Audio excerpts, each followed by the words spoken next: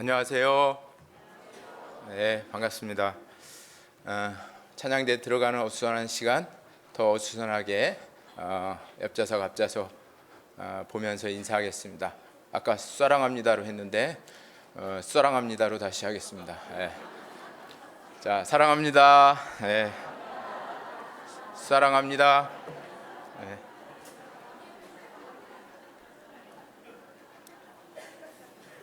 네. 오랜만에 2주 만에 뵙는 것 같습니다. 오늘도 하나님께 잠깐 기도하고 오늘 말씀을 시작하겠습니다.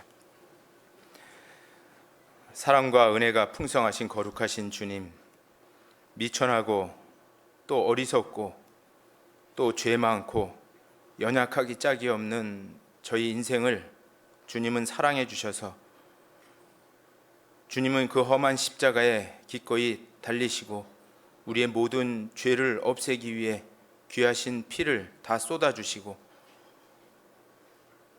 또 저 영원한 천국에 들어갈 수 있는 소망을 우리 마음속에 심어주셨으니 그 은혜를 인하여 진심으로 감사드립니다. 구원받은 저희들에게 이제 우리의 나머지 생애를 더 이상 헛되게 보내지 않도록 주님 역사하는 교회를 알게 해주시고 이 교회 안에 거하도록 도와주시고 또 이곳에서 증거되는 말씀을 통해서 저희를 더욱 거룩하게 해주셔서 주님의 귀한 복음을 전할 수 있는 사명을 주신 우리 주님께 더욱 감사를 드립니다. 아직도 저희 주변에는 주님을 알지 못하고 이 땅에 썩어질 것, 없어질 것에 온갖 소망을 두고 살아가는 불쌍한 영혼들이 너무나 많이 있습니다. 저희들의 사랑하는 가족들, 또 친구들, 이웃들, 또 온 세상 이뤄진 영혼들에게 이 귀한 복음 전하며 살다가 주님을 영광스럽게 맞이하는 저희들 되게 인도해 주시기를 원합니다. 주님 맡긴 복음을 전하기 위해 이 7월 중에는 우리 7교구 형제 자매님들이 전도 집회를 준비하고 있습니다. 이번 집회에도 많은 영혼이 참석해 구원함을 얻는 역사가 일어나도록 주님이 도와주시고 이를 준비하는 7교구 형제 자매님들 마음을 한 마음으로 묶어주셔서 주님의 그 큰 구원의 역사가 더 풍성하게 나타나도록 인도해 주시기를 원합니다. 말씀을 대언하실 최준호 전도사님 입술에는 하나님의 능력을 갑절이나 더해 주셔서 합당한 말씀만 증거하도록 주님이 도와주시고 한 주간 유감없이 말씀을 전하도록 건강과 지혜와 총명을 더해 주시기를 간절히 기도합니다.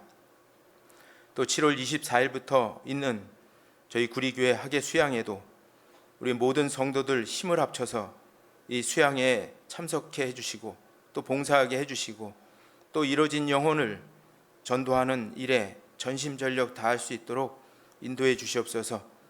아무쪼록 7, 8월 학예 수양회를 통해서 전국의 수많은 이뤄진 영혼들이 구원함을 얻는 놀라운 주님의 역사가 일어나도록 주 성령님께서 도와주시고 역사해 주시기를 간절히 원합니다.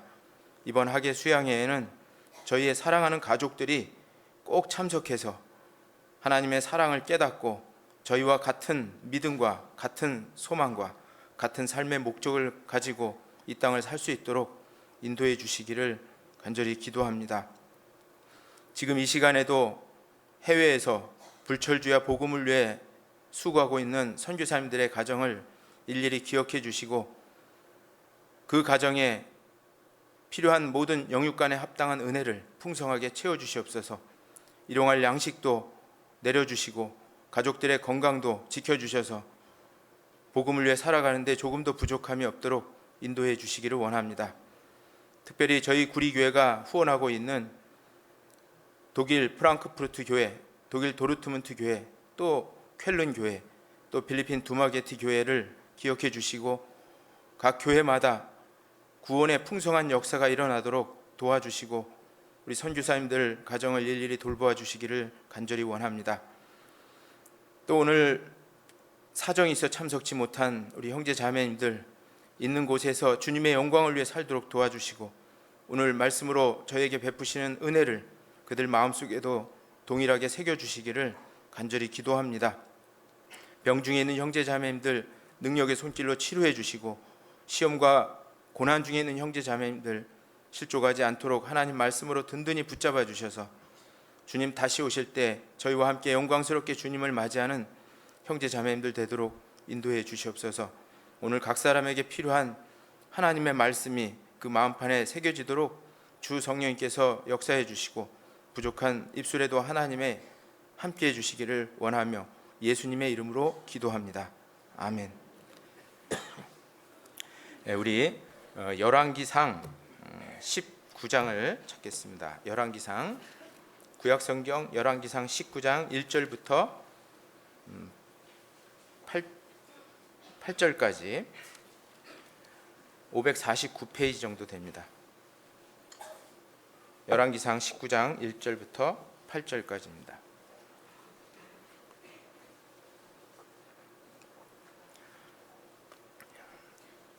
열왕기상 19장 1절부터 8절까지 제가 읽도록 하겠습니다. 19장 1절. 아합이 엘리야의 무릇 행한 일과 그가 어떻게 모든 선지자를 칼로 죽인 것을 이세벨에게 고하니, 이세벨이 사자를 엘리야에게 보내어 이르되, 내가 내일 이맘때에는 정녕 네 생명으로 저 사람들 중 한 사람의 생명 같게 하리라. 아니하면 신들이 내게 벌류에 벌을 내림이 마땅하니라 한지라. 저가 이 형편을 보고 일어나 그 생명을 위하여 도망하여 유다에 속한 브엘세바에 이르러 자기의 사환을 그곳에 머물게 하고, 스스로 광야로 들어가 하룻길쯤 행하고 한 로뎀나무 아래 앉아서 죽기를 구하여 가로되, 여호와여, 넉넉하오니 지금 내 생명을 취하옵소서. 나는 내 열조보다 낫지 못하니이다 하고 로뎀나무 아래 누워 자더니 천사가 어루만지며 이르되, 일어나서 먹으라 하는지라. 본즉 머리맡에 숯불에 구운 떡과 한 병 물이 있더라. 이에 먹고 마시고 다시 누웠더니, 7절 8절은 같이 읽겠습니다. 여호와의 사자가 또다시 와서 어루만지며 이르되, 일어나서 먹으라. 내가 길을 이기지 못할까 하노라 하는지라. 이에 일어나 먹고 마시고 그 식물의 힘을 의지하여 40주 40야를 향하여 하나님의 산 호렙에 이르니라. 끝까지.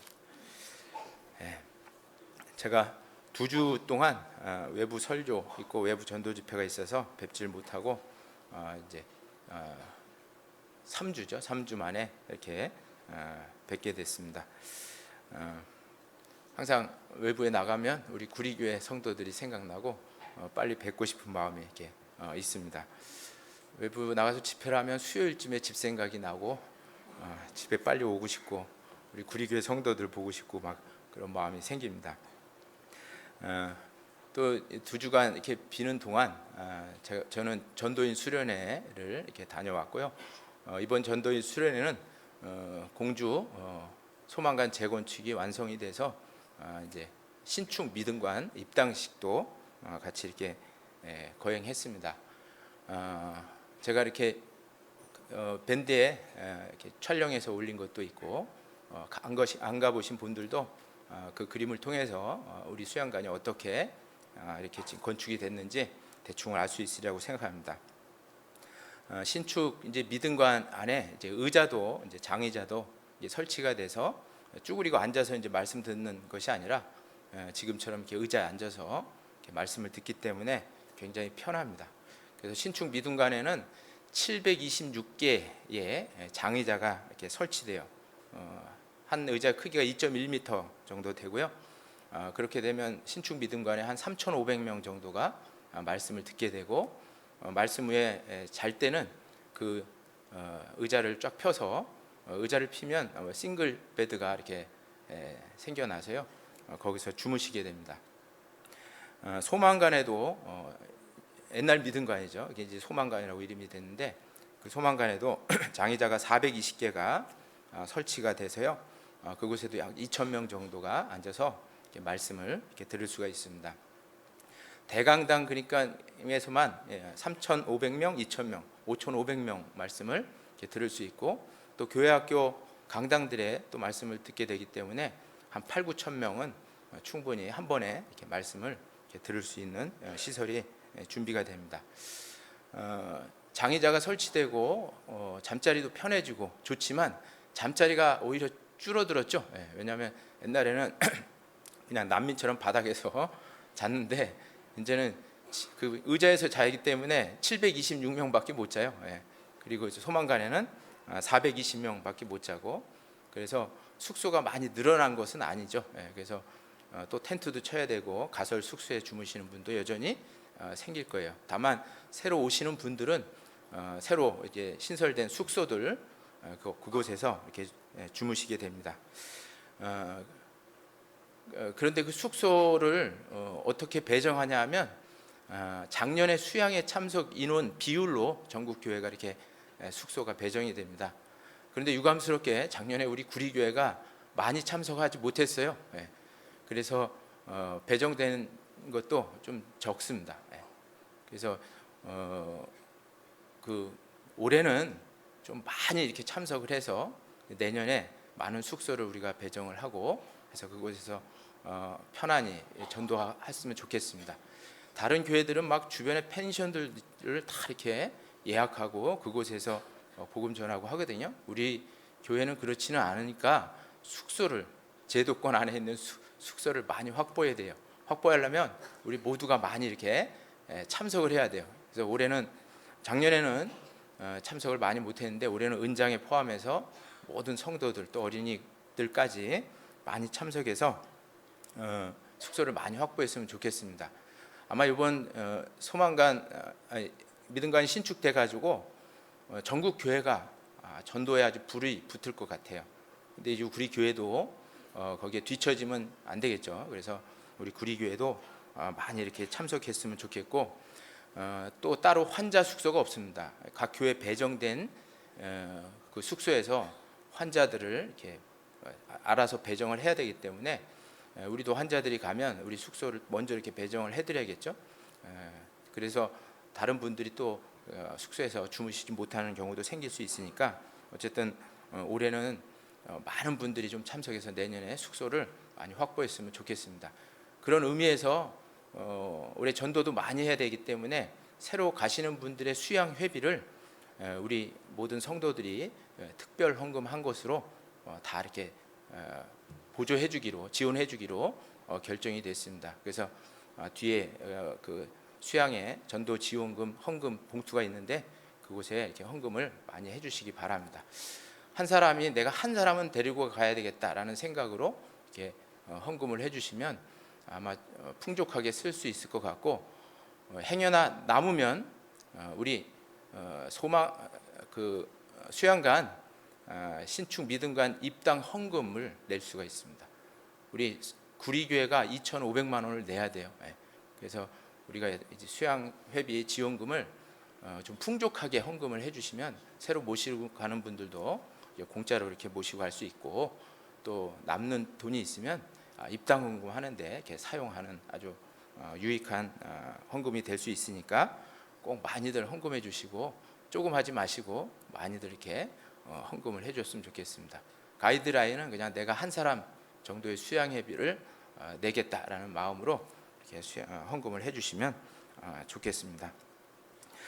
전도인 수련회 때 또 그 아프리카 보바 목사님 그 구원 간증과 또 아프리카 선교에 관한 소식을 들었는데 너무 이렇게 감동적인 것 같아요. 그 보바 목사님이 구원받은 지 9년밖에 안 됐거든요. 9년 전에 서울중앙교회에 와서 성경 세미나에 참석해서 말씀 듣다가 이제 구원을 받았어요. 아프리카에서는 원래 구원받기 전에도 목사였고, 어느 정도 목사였냐면 사도라고 부르심을 받는 목사였어요. 엄청난 목사였는데 구원도 못 받고 그렇게 막 기적도 행하고 막 그랬었는데 우리 교회 와서 기적적으로 말씀을 듣고 구원받았어요. 정말 이렇게 구원받는 과정을 보면 진짜 범상스럽지가 않습니다. 진짜 별로 이렇게 우리가 죄인이라고 깨닫지 못하는 말씀을 가지고 정말 지옥 갈 죄인임을 철저하게 이렇게 깨닫고 정말 구원받기를 간절히 바라는 회개를 하시고, 그리고 복음을 깨닫게 돼서 그때 복음을 딱 깨닫고 나니까 자기는 원래 거듭난 사람이라고 생각했었고, 또 아프리카에는 자기가 이렇게 거느리는 교회 신도들은 96% 정도는 다 거듭난 사람이라고 착각했어요. 예. 그런데 왜냐하면 자기가 기적을 행하고 병도 고치고 막 했던 목사였으니까. 그런데 어떻게 기적적으로 정말 하나님 말씀을 통해서 자기가 지옥 갈 죄인이라는 걸 깨닫게 되고, 그러니 당연히 구원을 경험하게 되겠죠. 구원을 받고 나니까 96% 거듭난 사람이 아니라 아프리카에는 0%다 이렇게 결론을 내니까 이 마음에 막 불이 붙은 거예요, 이분이.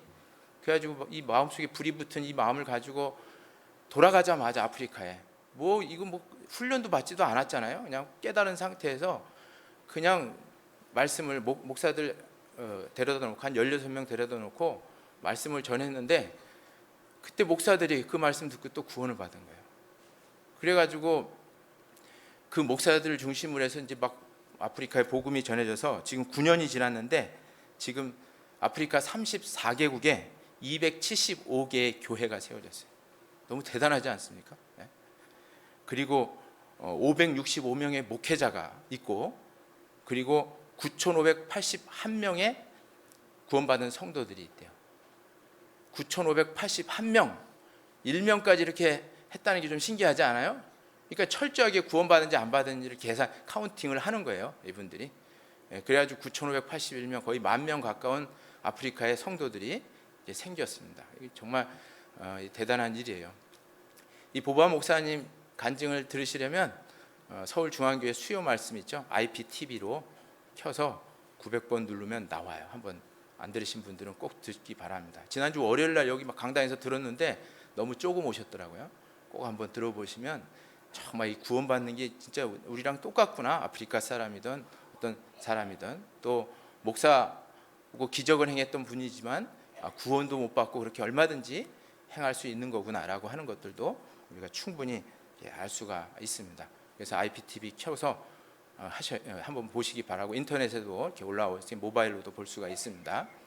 그래서 IPTV가 필요하니까 IPTV도 꼭 신청해서 LG나 SK에 있는 거를 KT로 옮겨버리세요. KT에 우리 방송이 나오니까 KT로 옮기면 30만 원 줍니다. 그러니까 위약금이 있을지라도 30만 원보다 적으면 옮기는 게 낫겠죠. 그래서 옮겨서 꼭 우리 언제든지 우리 성경 강연의 말씀, 또 수요 말씀, 주일 말씀들을 다 들을 수가 있습니다. 그래서 우리 전 세계에 우리 교회가 몇 개 있냐면 외우기가 참 좋아요. 888개 교회가 있습니다. 전 세계에.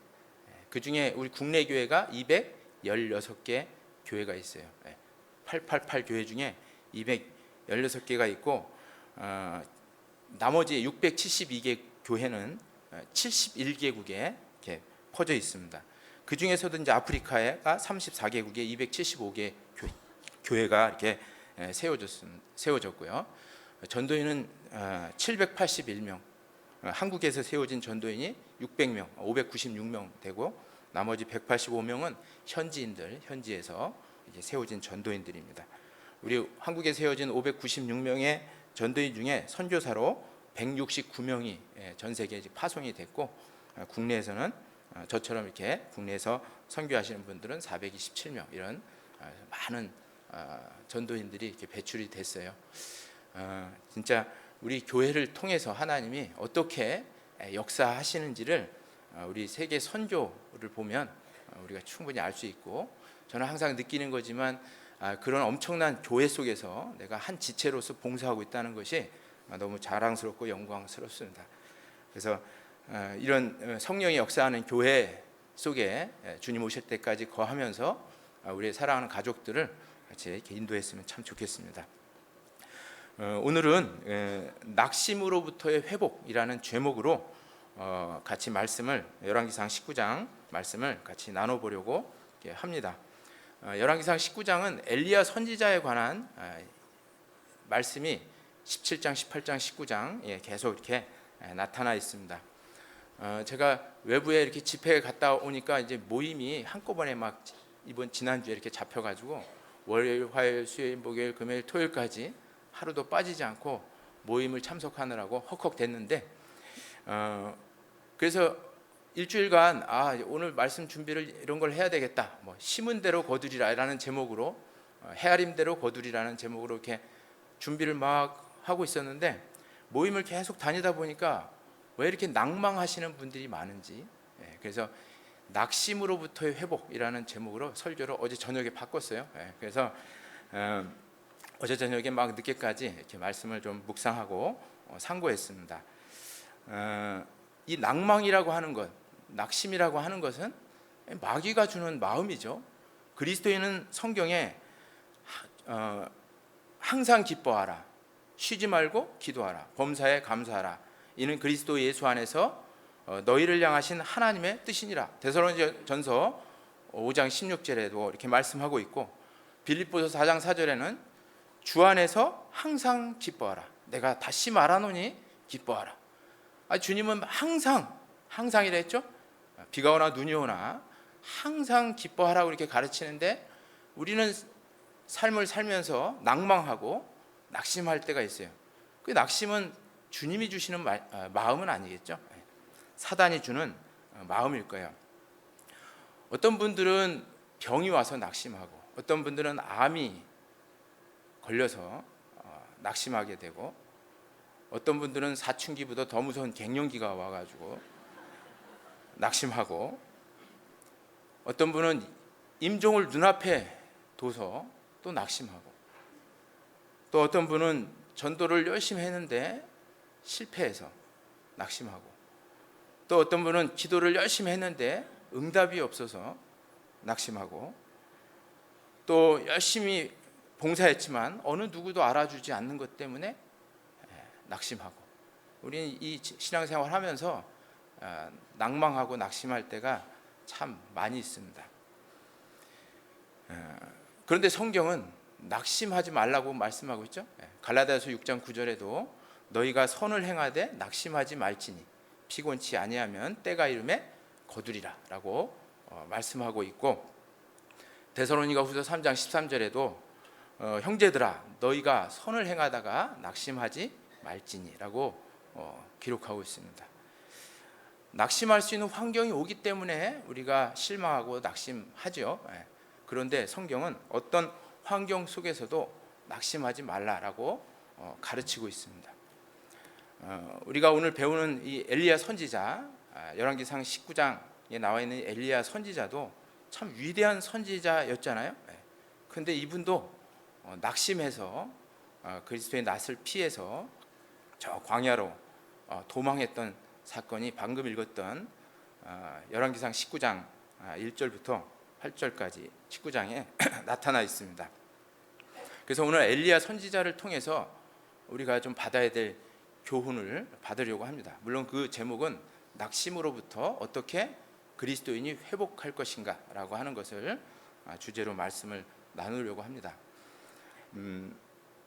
엘리야라는 선지자는 이름의 뜻은 여호와는 하나님이시다 라고 하는 뜻을 갖고 있는데, 엘리야는 그 이름대로 정말 하나님을 증거하고 이스라엘 백성의 회개를 위해서 아주 애를 썼던 위대한 선지자입니다. 엘리야에 대한 정보는 열왕기상 17장 1절에 길앗의 디셉 사람이라고 하는 아주 짧은 정보가 나오지만, 마태복음 17장에 예수님이 모세와 엘리야와 함께 변화산에서 같이 대화했던 그런 위대한 선지자죠. 구약을 대표하는 선지자입니다. 모세와 함께 구약을 대표하는 선지자가 바로 이 엘리야 선지자인데, 그런 위대한 엘리야 선지자도 우리와 별로 다르지 않게 낭망할 때가 있었다. 그래서 야고보서 5장 17절에 엘리야는 우리와 성정이 같은 사람이로되 라는 말씀이 있죠. 엘리야도 우리와 같은 성정, 인간의 본성을 가지고 있다. 낭망할 때가 있고 또 죄를 지을 때도 있었겠죠. 그죠? 그런 사람이었다. 위대한 선지자였지만 우리와 같은 인간의 본성을 가지고 있었던 선지자였는데, 그가 어떻게 그 낭망했을 때 하나님이 그를 어떻게 회복시켰는가를 통해서 우리도 여러 가지 사정으로 낭망했을 때 정말 하나님으로부터 어떻게 회복을 받는지를 같이 이렇게 말씀을 나눠보려고 합니다. 이 엘리야에 관한 얘기는 열왕기상 17장, 또 18장, 또 19장 이렇게 나타나 있는데, 열왕기상 17장의 내용은 엘리야 선지자가, 잠깐만요,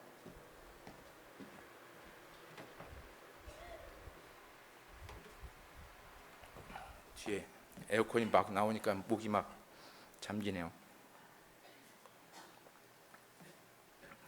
열왕기상 17장의 내용은 엘리야가 북이스라엘 왕 아합에게 수년 동안 이제 비가 내리지 않을 거다라고 이렇게 예언을 한 내용이 나오죠. 왜 그런 재앙을 내리냐면, 이 아합 왕이 시돈 여자 이세벨이라는 바알 신을 섬기는 여자를 아내로 삼게 되면서 그도 바알 신을 섬기게 됩니다. 근데 이 바알 신이 누구냐면 농경 신이죠. 비를 내리는 그런 신, 풍산의 신으로서 섬기는 우상입니다. 근데 이스라엘 민족도 이제 그 바알 신을 섬기게 되니까 하나님이 정말 하늘에서 비를 내리는 신이 누구인가를 알려주려고 우로를 딱 막아버린 거예요. 하나님은 인간이 섬기는 우상을 치실 때가 많죠. 비를 내리는 분은 성경에 하나님이시라고 예수님도 말씀하셨죠.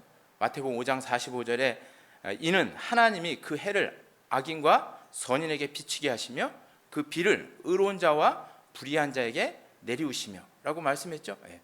해도 악인과 선인에게 비추는 분이 하나님이시고 비를 내리시는 분이 하나님이시라고 말씀하고 있고, 아모스 9장 6절에는 바닷물을 불러서 지면에 쏟으시는 자니 그 이름은 여호와시니라 라고 말씀하고 있어요. 바닷물을 불러서 지면에 쏟으시는 분 하나님이시라고 말씀하고 있고, 우리가 전도 집회 때 욥기 36장 27절에 보면 그가 물을 가늘게 이끌어 올리신즉 그것이 안개 되어 비를 일고 공중에서 내려 사람 위에 쏟아지느니라 라고 말씀하고 있죠. 하나님이 물을 가늘게 이끌어 올리셔서, 바닷물을 이끌어 올리셔서 지면에 쏟으신다라고 말씀을 하고 있습니다. 하나님은 인간이 섬기는 신에게 재앙을 내릴 때가 많아요. 출애굽 당시에 에집트 백성에게 내린 10가지 재앙도, 그 10가지 재앙이 다 이집트인 사람들이 섬기는 우상들이었어요. 10가지 재앙 다 암송하시죠? 피게이파, 악독이, 우매, 흑장사 이렇게 외우면 금방 외워요. 피 재앙, 개구리 재앙, 이 재앙, 파리 재앙, 그 다음에 우박 재앙, 메뚜기 재앙, 그 다음에 피게이파, 악독, 악질 재앙, 독종 재앙, 그 다음에 우박 재앙, 메뚜기 재앙, 그 다음에 흑암 재앙, 장자 죽는 재앙, 이렇게 10가지 재앙을 이렇게 내리셨어요. 그런데 사실은 그 10가지 재앙이 다 이집트인들이 섬기는 우상들입니다. 이집트인들은 나일강을 신으로 섬기죠, 강을. 그래서 나일강을 피바다가 되게 주님이 만들었고, 이집트인들은 파리를 신으로 또 섬기기도 해요. 파리가 왜 신이 되겠어요? 굉장히 빠르고 용감하거든요, 파리가. 거짓말이 아니라 제가 이집트에 성지순례를 갔는데, 이집트에 가니까 가이드가 얘기하더라고요. 지금도 파리를 신으로 섬긴대요, 이집트 사람들이. 그래서 이집트 무공 훈장 있죠? 그게 파리래요, 파리. 훈장 파리를 딱 달아준답니다. 똥파리를. 근데 그게 파리를 신으로 섬기기 때문에 그런 거예요. 그래서 파리 재앙을, 파리를 창조하신 분이 하나님이라고 하는 것을 알려주려고 파리 재앙을 내려버린 거고, 그리고 이집트에 가면 또 다산의 신이 있어요. 그 이렇게 형상을 만들어 놨는데 여자 가슴이 막 주렁주렁 다 달려 있어요. 막 20개는 달려 있어요, 앞에. 보기만 해도 흉측한데 그게 다산의 신입니다. 이시스라고 하는 다산의 신인데, 그 자녀를 주는 분도 하나님이시라는 걸 알려주려고 장자를 주는 재앙을 하나님이 내리신 거예요. 그러니까 하나님은 우상, 인간이 섬기는 우상을 치실 때가 많아요. 그건 우리 그리스도인들도 마찬가지죠. 그리스도인이 하나님보다 더 사랑하는 것이 있다면 그것이 우상이잖아요. 그것을 하나님이 치십니다. 하나님이 하나님보다 재물을 더 사랑한다면 하나님 그 재물을 빼앗아 버릴 때가 있고, 하나님보다 취미 생활이 더 앞선다면 그 취미 생활을 할 수 없도록, 그게 우상이니까 하나님이 뺏어 버릴 수가 있습니다. 때로는 자기 몸만을 생각하는 사람은 건강을 뺏을 때가 있기도 하죠. 왜 하나님은 그 우상을 치실까? 하나님은 여러분의 사랑을 독점하기를 원하는 거예요. 원래 사랑은 독점하는 거잖아요, 그죠? 이것도 사랑하고 저것도 사랑하는 건 사랑이 아니잖아요. 그래서 하나님은 하나님만 그리스도인들이 사랑하는 걸 원하기 때문에, 그리고 하나님도 우리에게 그런 사랑을 베풀어 주셨기 때문에 인간이 섬기는, 하나님보다 더 사랑하는 것들을 치시는 것이 당연하죠, 그죠? 우리 배우자가 바람을 피면 당연히 가서 나만 사랑해달라고 우리가 간구하는 것처럼, 하나님도 하나님 외에 다른 것을 사랑하면 하나님만 사랑할 수 있게 하기 위해서 그 우상들을 칩니다. 어떤 인격체 간의 관계에는 마지막 돌이라는 게 있잖아요, 그죠? 아내는 그 한 남편만을 사랑해야 되고, 그 남편은 그 한 아내만을 사랑해야 될 도리가 있어요. 그게 깨지면 그 부부관계는 깨져버리는 겁니다. 아내가 밥을 못할 수도 있고, 반찬을 되게 못할 수도 있고, 또 얼굴이 못생길 수도 있고, 또 뚱뚱해질 수도 있고, 그런 것들은 다 참을 수 있지만 옆집 철수 아버지하고 사랑하는 거는, 그거는 끝까지 지켜야 될 도리일 수가 있습니다. 그래서 하나님은 하나님 사랑하는 것들을 이렇게 치시는 거죠. 바알을 섬기니까, 농경신 바알을 섬기니까 하나님이 우로를 금해버린 겁니다. 그래서 열왕기상 17장에는 그 기근이 온 내용이 나와 있고, 그리고 열왕기상 18장에는 그 바알의 선지자, 아세라 선지자와 그 엘리야가 혼자서 갈멜산에서 전투를 벌이죠. 시합을 벌여요. 아세라 선지자 400명, 바알 선지자 450명, 도합 850명을 불러다 놓고, 너희가 섬기는 바알이 진짜 신인지, 내가 섬기는 하나님이 진짜 신인지 겨뤄보자 해가지고 송아지 각든 것을 제단 위에 올려놓고, 하늘에서 누가 올려놓은 제물에 불이 내려오는지를 통해서 누가 진짜 신인지를 알아내자, 이렇게 해서 결투를 하죠. 그래서 바알 선지자들이 먼저 송아지에 각을 뜨고 제물을 올려놓고, 거기서 바알 신에게 막 기도를 하죠. 바알이여, 바알이여, 응답하소서, 응답하소서 라고 했는데 아무 응답이 없어요. 그러니까 바알 선지자들이 막 꽹과리 치면서 막 뛰놀고 그랬었죠. 그래도 아무 응답이 없었습니다. 엘리야가 조롱을 했죠. 야, 네 신이 기도하고 있는가 보다. 아무 반응도 없는 거 보니까 잠깐 어디 외출했나 보다. 또 잠이 들어서 반응이 없나 보다 하면서 조롱을 했죠. 그러니까 이 바알 선지자들이 막 몸에다가 창으로 막 자기 몸을 긁고 해를 끼치면서도 바알을 찾았지만 아무 응답이 없었습니다. 그런데 엘리야가 이제 송아지를 가지고 제단 위에 올려놓고 밑에서 물통 넷에다가 물을 떠다가 3번 부으라 해서 도랑을 파놨는데 도랑까지 물이 다 차고 나니까 이제 엘리야가 하늘에 기도했죠. 하나님이여 나를 응답하소서, 하나님이여 나를 응답하소서 하니까 하늘에서 불이 내려와 가지고 그 송아지를 다 불을 태우죠. 그래서 정말 이 엘리야가 섬기는 하나님이 진짜 신이라는 것을 백성들에게 보여주고, 의기소침한 이 바알 선지자 아세라 선지자를 다 칼로 죽여버려요. 혼자서 다 죽여버립니다. 그래서 제가 이스라엘 성지순례 갔을 때 갈멜산에 갔더니 엘리야 동상이 실제로 이렇게 세워져 있는데, 참 재미있는 것은 칼을 들고 있는데 칼이 이렇게 구부러져 있어요. 얼마나 많은 사람을 죽였으면 칼이 이렇게 휘어져서 구부러져 있습니다. 그거를 이렇게 동상에다 세운 것이 이렇게 봤는데요. 어쨌든 열왕기상 18장은 철저하게 바알 선지자, 아세라 선지자가 엘리야에서 살육을 당하고 다 죽임을 당하죠. 이 정도쯤 됐으면 그동안 바알을 섬겼던 아합 왕과 그의 아내 이세벨이 정말 이제 무릎을 꿇고 회개하고, 또 이스라엘 모든 백성은 바알 신을 섬기는 데서 이제 여호와께로, 하나님께로 돌아올 줄 엘리야는 기대하고 있었는데 상황은 어때요? 반대가 되어버렸어요.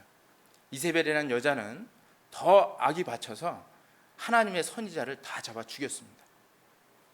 그리고 엘리야 선지자까지 죽일 것을 경고한 것이 바로 열왕기상 19장 1절 2절이죠. 제가 다시 한번 읽어보겠습니다. 열왕기상 19장 1절. 아합이 엘리야의 무릇 행한 일과 그가 어떻게 모든 선지자를 칼로 죽인 것을 이세벨에게 고하니, 2절 말씀을 같이 한번 읽겠습니다.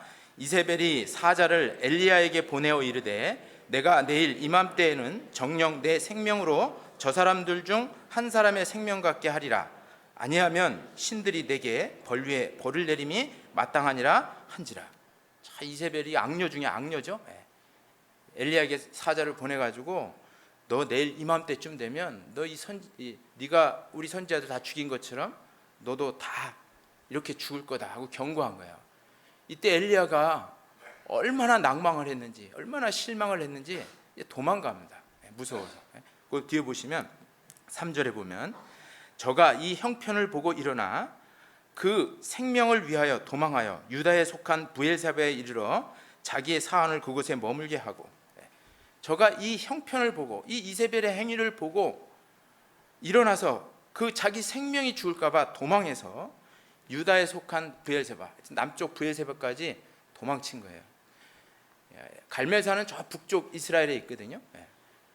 단에서 브엘세바까지라는 성경의 표현이 많이 나오는데, 이 단에서 브엘세바는 마치 우리나라 백두에서 한라까지라고 하는 표현이에요. 전 이스라엘 국토를 얘기하는데, 그 갈멜산은 그 단에 북쪽 꼭대기에 있었는데 그 남쪽 유다 브엘세바까지 막 도망간 거예요. 한 150km 정도 됩니다. 거기도 모자라서 브엘세바에서 저 애굽의 시내산에 있는 호렙산 거기까지 또 도망가죠. 그 뒤에 읽어보면 거의 500km, 서울에서 부산 이상으로 내려가 버린 거예요. 왜 그랬죠? 낭망해서 그렇게 해버린 겁니다.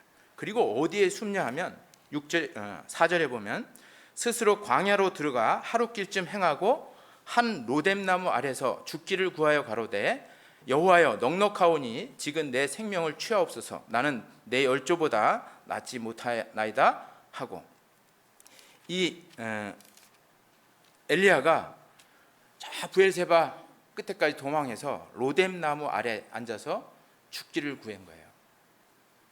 뭐라고 죽기를 구했어요? 여호와여 넉넉하오니 지금 내 생명을 취하옵소서. 하나님, 나는 넉넉하다는 말이 할 만큼 다 했어요. 그런데 이스라엘 백성은 변화된 건 하나도 없고 오히려 이세벨은 악이 더 받쳐서 저의 생명을 취하려 하나이다. 내가 이세벨에 죽기보다는 하나님이 저를 죽여주십시오 하고 지금 하나님 앞에 푸념하고 낭망해서 하나님 앞에 기도한 거예요. 로뎀나무 아래라 했죠. 뭐 어디 가니까 휴게소가 로뎀나무더라고요. 엘리야가 이렇게 쉬었던 곳이다 그래서 그러는데, 사실 제가 광야에 가서 로뎀나무를 봤어요. 로뎀나무는 진짜 별 볼일 없는 나무예요. 이파리라고는 하나도 없어요. 그냥 나뭇가지만 있는 그런 나무예요. 거기 그늘도 없는 그런 나무거든요. 거기 가서 이제 나무가 없으니까 거기 가서 처량하게 그 밑에서 숨어 있었던 거예요. 그 태양빛을 피하려고. 태양빛을 피할 수 있는 곳이 아니죠. 마치 비 오는 날 다 찢어진 그 비닐 우산 쓰는 거하고 똑같은 그런 상태예요, 사실. 얼마나 처량하겠어요. 하나님을 떠난 이 엘리야가 정말 쉴 곳이라고는 그런 곳밖에 없다는 거예요. 로뎀나무 아래. 우리가 하나님을 떠났을 때 정말 하나님은 나의 진정한 보호자인데 이 세상 어떤 것에도 피할 수 없는 것을 이야기해 주는 겁니다. 그런데 이 엘리야가 정말 이렇게 낙심한 이유, 낭망한 이유가 뭘까? 바라던 일들이 이루어지지 않아서 그런 거예요. 자신의 그 사역이 실패로 돌아갔다라고 하는 그런 생각 때문에 이렇게 낭망한 겁니다. 이세벨의 핍박은 수그러들지 않고 오히려 더 강해지고, 또 이스라엘 백성은 하나님께로 돌아오지 않고 여전히 바알신을 섬기고 있는 그 현상이 너무 낭망스러웠던 겁니다. 우리도 전도할 때 있죠. 열심히 봉사하고 전도했는데 결과가 하나도 나타나지 않을 때 정말 크게 낙심합니다. 근데 그것은 옳은 생각이 아닙니다. 후에 쭉 읽어보면 엘리야를 위로해 준 것은 떡과 물을 갖다 주기도 했지만 하늘에서 하나님의 세미한 음성이 그를 위로해 줬고 그를 다시 세웠습니다. 마찬가지로 우리의 모든 변화되지 않은 상황, 내가 열심히 봉사하고 수고하고 전도했음에도 불구하고 전도의 열매가 맺혀지지도 않고 또 구원의 역사가 나타나지도 않고 하면 정말 실망할 때가 있습니다. 그런데 하나님의 말씀은 그 모든 과정이 실패가 아니라고 말씀하고 있어요. 사실은 엘리야가 이렇게 바알 선지자와 전투를 해서 승리를 했지만 변화된 것이 없는 것이 실패가 아니라 후에 이세벨도 죽게 되고 아합도 이제 죽게 되죠. 이스라엘 백성들이 회개하는 일이 있습니다. 다만 그 과정이 지금은 변화되지 않은 것은 일련의 하나님의 역사가 일어나는 과정 중에 하나일 뿐이지 실패라고 보기가 어렵습니다. 그 뒤에 읽어보면 우리도 마찬가지죠. 우리가 당장은 우리의 전도의 열매가 맺지 않고 우리가 원하는 대로 결과가 나타나지 않는다고 해서 그게 하나님에 대한 사역이 내가 실패한 거냐? 그렇게 보면 안 된다는 거예요. 이 모든 것들은 다 한 개인이 구원받는 과정일 뿐이라는 겁니다. 이 가운데도 한 번 말씀 듣고 구원받은 사람은 적잖아요, 그죠? 저는 한 번 말씀 듣고 구원을 받아가지고 다 이렇게 한 번 들으면 다 구원받는 줄 알았어요, 처음에. 근데 해보니까 너무 안 되는 거예요. 그래서 낭망하고 실망할 때가 많은데 사실은 한 번 해서 구원을 안 받지만 그 다음에 또 전하면 구원받는 경우가 많습니다. 여러분들도 다 여러 번 듣다가 구원의 확신을 얻은 거잖아요.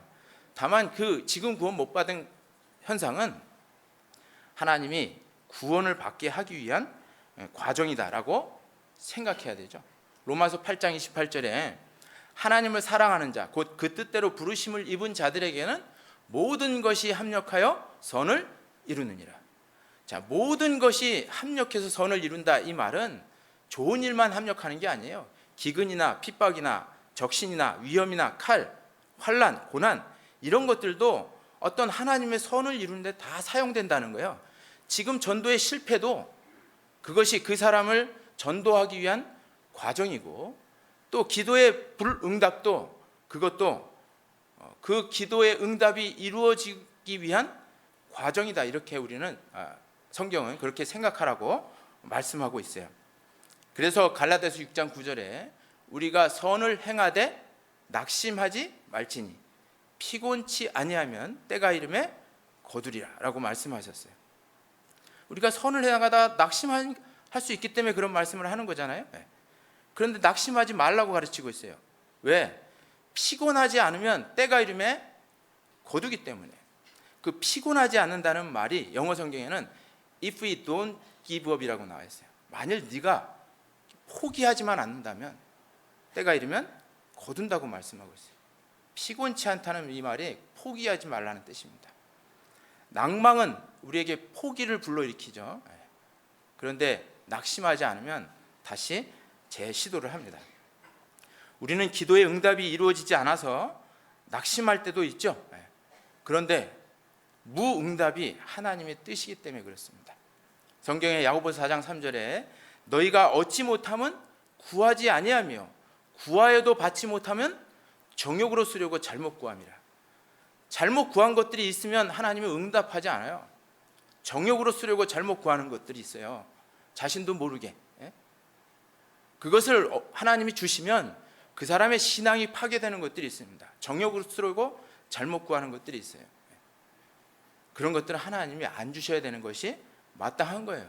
그래서 무응답이 하나님의 응답일 수가 있고 또 어떤 기도는 더 간절히 우리가 하나님께 기도하라고 하나님이 지연시키는 것도 있습니다.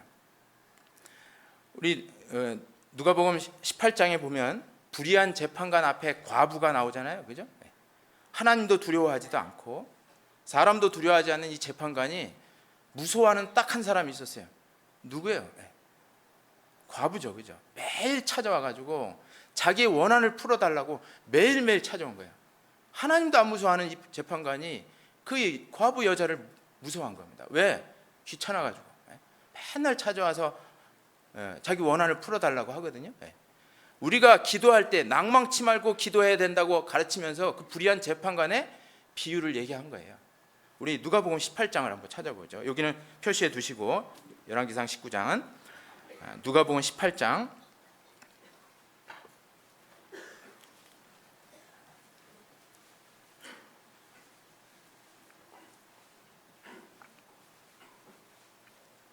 누가복음 18장 1절 제가 읽어볼게요. 항상 기도하고 낭망치 말아야 될 것을 저희에게 비유로 하여. 우리가 기도하다가 낭망하니까 이런 말씀을 주님이 하신 거 아니에요? 그죠? 응답이 없으니까. 근데 왜 하나님이 응답을 안 해주겠어요? 더 간절하게, 이 과부처럼 간절하게 구하라고 응답을 안 해준 거예요. 그걸 알고 우리가 정말 하나님 앞에 간절히 구해야 됩니다. 그러면서 2절에 가라사대 어떤 도시에 하나님을 두려워 아니하고 사람을 무시하는 한 재판관이 있는데 그 도시에 한 과부가 있어 자주 그에게 가서 내 원수에 대한 나의 원한을 풀어주소서 하되 그가 얼마 동안은 듣지 아니하다가 안 들어주죠. 후에 속으로 생각하되 내가 하나님을 두려워 아니하고 사람을 무시하나 이 과부가 나를 번거롭게 하니 내가 그 원한을 풀어주리라. 그렇지 않으면 늘 와서 나를 괴롭게 하리라 하였느니라. 자, 한동안 이 재판관이 안 들어줬는데 나중에 들어주죠. 왜 들어주는 거예요? 늘 나를 와가지고 괴롭게 할 거니까. 그렇게 기도하라고 가르친 거예요. 낭망하지 말고. 그래서 우리는 기도의 응답이 이루어지지 않으면 낭망하고 포기하는 수가 있는데 하나님은 더 간절함을 우리에게 요구하시는 겁니다. 그리고 또 어떤 기도는 죽음 후에 이루어지는 기도도 있어요. 그러니까 우리는 죽을 때까지 기도해야 돼요. 안 이루어지는 것이 아니라 죽는 순간까지 기도해야 됩니다. 여러분, 스데반이 사도행전 7장에 보면 스데반이 돌에 맞아, 유대인에게 돌에 맞아 죽을 때 기도했죠. 자기 자신을 돌로 치는 그 사울, 바울 사도의 옛 이름이죠. 사울을 위해서 기도했어요. 스데반이 하나님이여 저희를 용서하여 주옵소서. 저희 하는 일을 저희가 알지 못하나이다. 그렇게 기도하고 돌에 맞아서 죽죠. 그 이후에 사도행전 8장에 보면 이제 사울이 다메섹으로 가는 도중에 예수 그리스도를 만나서 거듭나죠. 구원받습니다. 어떤 기도는 죽음 이후에, 스데반이 죽음 이후에 이루어진 기도의 응답이잖아요. 어떤 기도는 죽음 이후에 이루어질 수 있는 겁니다. 근데 왜 우리가 기도하지 않습니까? 안 이루어진다는 생각을 갖고 있기 때문에, 그것 때문에 낭망하는 겁니다. 안 이루어지는 게 아니라 하나님의 편에서 기다리고 있는 겁니다. 우리가 더 간절하게 하기 위해서. 그래서 낙심은 사람을 절망감에 빠지게 해요.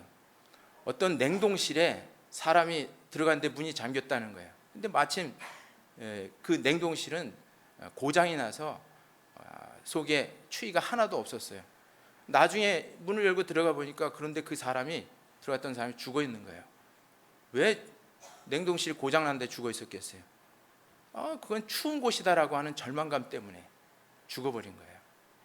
이 절망은 새끼줄을 뱀으로 착각해 하는 일을 합니다.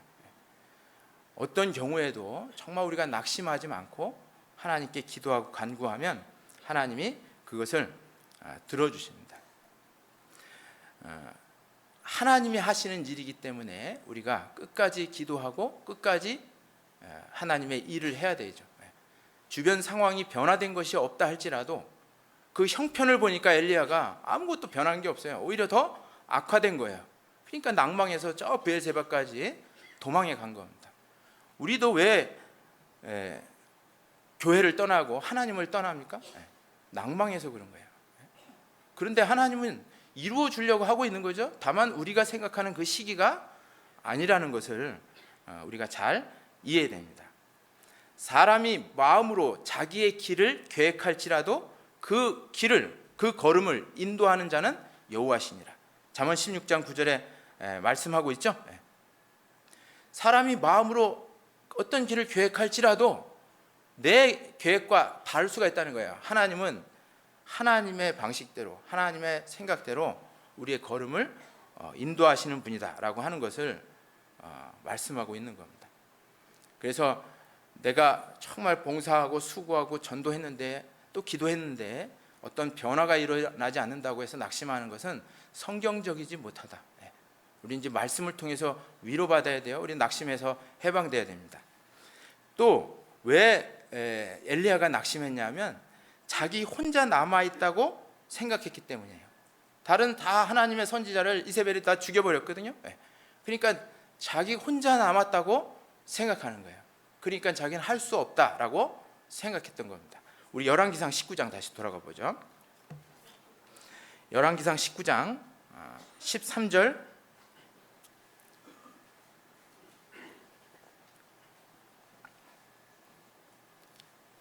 열왕기상 19장 13절 14절입니다.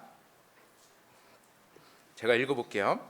엘리야가 듣고 겉옷으로 얼굴을 가리우고 나가 글 어귀의 섬에 소리가 있어 저에게 임하여 가라사대 엘리야야 내가 어찌하여 여기 있느냐? 저가 대답하되 내가 만군의 하나님 여호와를 위하여 열심히 특심하오니 이는 이스라엘 자손이 주의 언약을 버리고 주의 단을 헐며 칼로 주의 선지자들을 죽였음이오며 뒷말씀 같이 읽어봐요. 오직 나만 남았거늘 저희가 내 생명을 찾아 취하려 하나이다. 자, 엘리야가 왜 낙망하고 실망했어요? 자기만 남았다는 거예요. 이세벨이 다 하나님의 선지자들을 죽여버리고 자기만 남았다고 생각한 겁니다. 이 생각의 결정적인 오류는 엘리야가 바알 선지자를 죽인 것이 자기 능력이라고 생각했기 때문이에요. 그리고 도와주는 이스라엘 백성들이었다, 사람이었다고 생각한 거예요. 사실 엘리야 한 사람이 바알 선지자, 아세라 선지자 850명을 죽인 것은 엘리야의 능력이 아니죠. 하나님의 능력이었어요. 그런데 하나님은 여전히 엘리야와 함께하고 계신데 다른 사람들이, 선지자들이 죽은 거예요. 그리고 자기 혼자 남았다라고 이렇게 생각한 겁니다. 바알 선지자를 죽인 것은 자신과 자신을 따르는 이스라엘 백성이 행한 것이라고 생각했어요. 사실은 살아계신 하나님의 능력이고 하나님이 하신 일인데, 그러니까 낙망한 겁니다. 하나님은 지금도 여전히 엘리야와 함께하고 있었죠. 엘리야를 도와주고 있었던 겁니다. 그리고 나중에 뒤에 살펴보면 아직도 바알에게 무릎 꿇지 않은 7,000명을 남겨두고 있다는 사실을 잘 몰랐던 거예요. 그 뒤에 보시면 19장 18절에 보면 19장 18절에 그러나 내가 이스라엘 가운데 7,000인을 남기리니 다 무릎을 바알에게 꿇지 아니하고 다 그 입을 바알에게 맞추지 아니한 자니라. 그리고 19절에는 엘리야가 거기서 떠나 사밧의 아들 엘리사를 만나니 저가 12결이 소를 앞세우고 밭을 가는데 자기는 12째 결의와 함께 있더라. 자, 여기 보시면 하나님이 엘리야를 위해서 또 7,000명 바알에게 무릎 꿇지 않은 선지자를 남겨두고 있었던 거죠.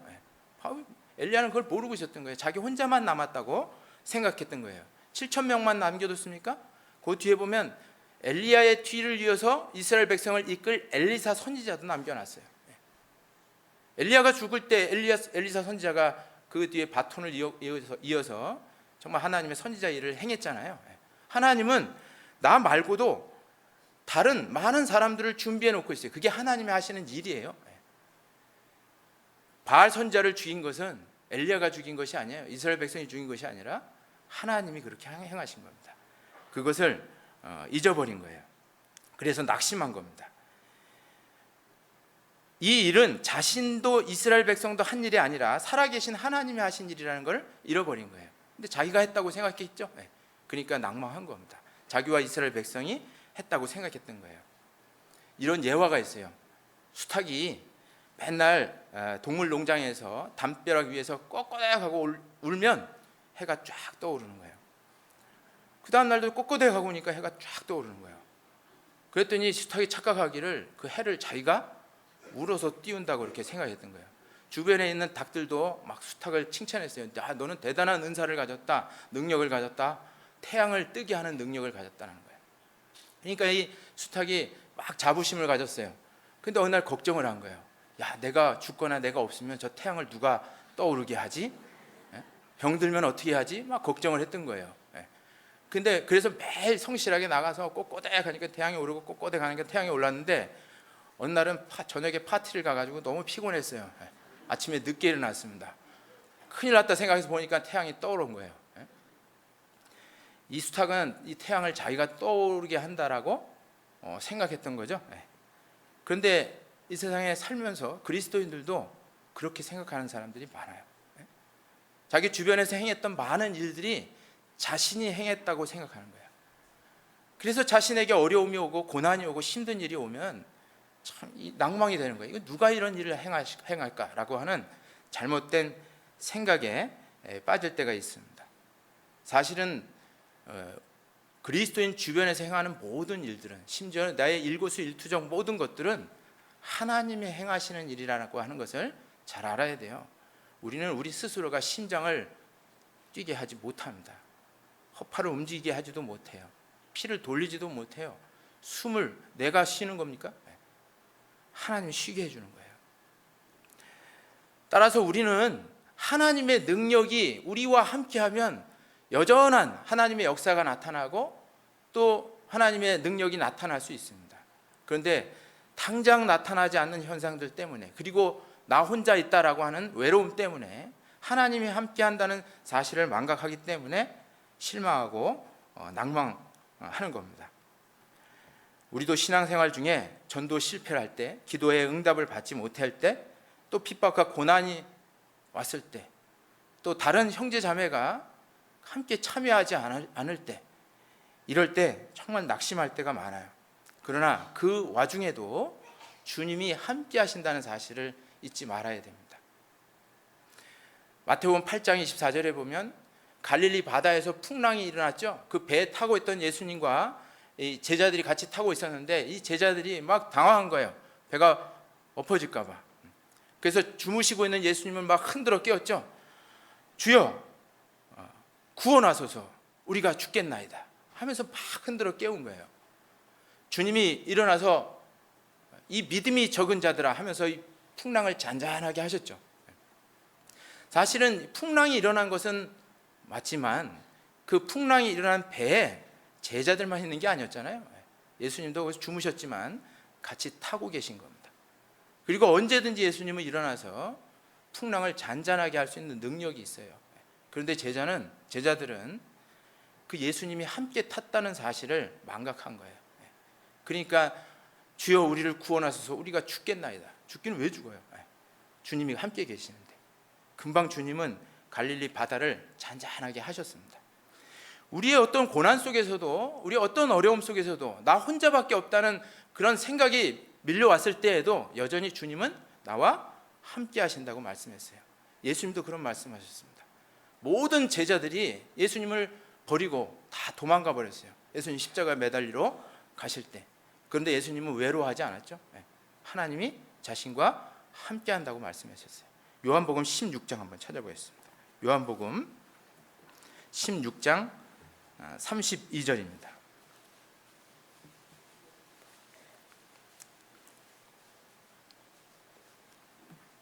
요한복음 16장 32절 펴셨으면 같이 한번 읽겠습니다. 보라, 너희가 다 각각 제 곳으로 흩어지고 나를 혼자 둘 때가 오나니 벌써 왔도다. 그러나 내가 혼자 있는 것이 아니라 아버지께서 나와 함께 계시느니라. 제자들이 제 곳으로 다 흩어지고 다 없어질지라도 주님은 혼자 있는 것이 아니라 그랬죠. 근데 엘리야는 자기 혼자만 남았다라고 하는 생각 때문에 낙심한 겁니다. 하나님은 세상 끝날 때까지 항상 우리와 구원받은 그리스도인과 함께 해주겠다라고 하는 약속이 있어요. 그래서 그리스도인은 어떤 고난이 오고 어떤 환난이 오고 모든 사람이 내 주변에서 나를 다 떠났다 할지라도 하나님은 함께 하신다는 사실을 알아야 돼요. 그래서 고난이 와도 기뻐할 수 있고 즐거워할 수 있어요. 왜 하나님이 항상 기뻐하라, 내가 다시 말하노니 기뻐하라 이렇게 말씀하고 있겠어요? 하나님이 늘 함께 하시기 때문에. 그래서 바울도, 사도들도, 또 많은 초대교회 그리스도인들이 어떤 어려움 속에서도 낭망하지 않았습니다. 우리 고린도후서 4장을 한번 보겠습니다. 고린도후서 4장 8절부터 12절까지입니다. 제가 읽어보겠습니다. 고린도후서 4장 8절부터 12절까지 제가 읽어볼게요. 8절, 우리가 사방으로 우겨쌈을 당하여도 쌓이지 아니하며 답답한 일을 당하여도 낙심치 아니하며 핍박을 받아도 버림받지 아니하며 거꾸로 뜨림을 당하여도 망하지 아니하고 우리가 항상 예수 죽인 것을 몸에 짊어짐은 예수의 생명도 우리 몸에 나타나게 하려 함이라. 자, 여기 많은 사도들과 그리스도인들이 사방으로 우겨쌈을 당해도 쌓이지 않고 답답한 일을 당해도 낙심하지 않아요. 이유가 뭘까? 핍박을 받아도 버림받지 않고 거꾸로 뛸을 당하여도 망하지 않고. 왜 그럴까? 우리가 10절에 우리가 항상 예수 죽인 것을 몸에 짊어짐은 예수의 생명도 우리 몸에 나타나게 하려 함이라. 예수 죽인 것을 몸에 짊었다. 예수 죽인 것이 뭐예요? 십자가입니다. 예수 죽인 십자가를 우리도 짊어지고 살아요. 이 세상 살 때. 그래도 낙심하지 않고 답답해하지 않고 무너지지 않는 것은 그런 고난 속에서도 하나님이 우리와 함께 하시고 주님의 생명이 우리를 통해서 나타나는 거예요. 고난과 핍박은 많이 있었지만 이 사도들, 초대교회 그리스도인을 통해서 많은 구원의 역사들이 나타난 거예요. 생명이 나타난 겁니다. 그래서 11절에 우리 산자가 항상 예수를 위하여 죽음에 넘기움은, 그렇죠? 그리스도인들도 예수님처럼 이렇게 고난을 받아요. 그런데 예수의 생명이 또한 우리 죽을 육체에 나타나게 하려 함이니, 고난만 있는 게 아니라 그 고난 속에서 주님의 생명이 나타난다. 주님이 항상 함께 하신다라고 말씀하고 있는 거예요. 자기 혼자가 아니죠. 혼자가 아니라 주님이 함께 하시는 겁니다.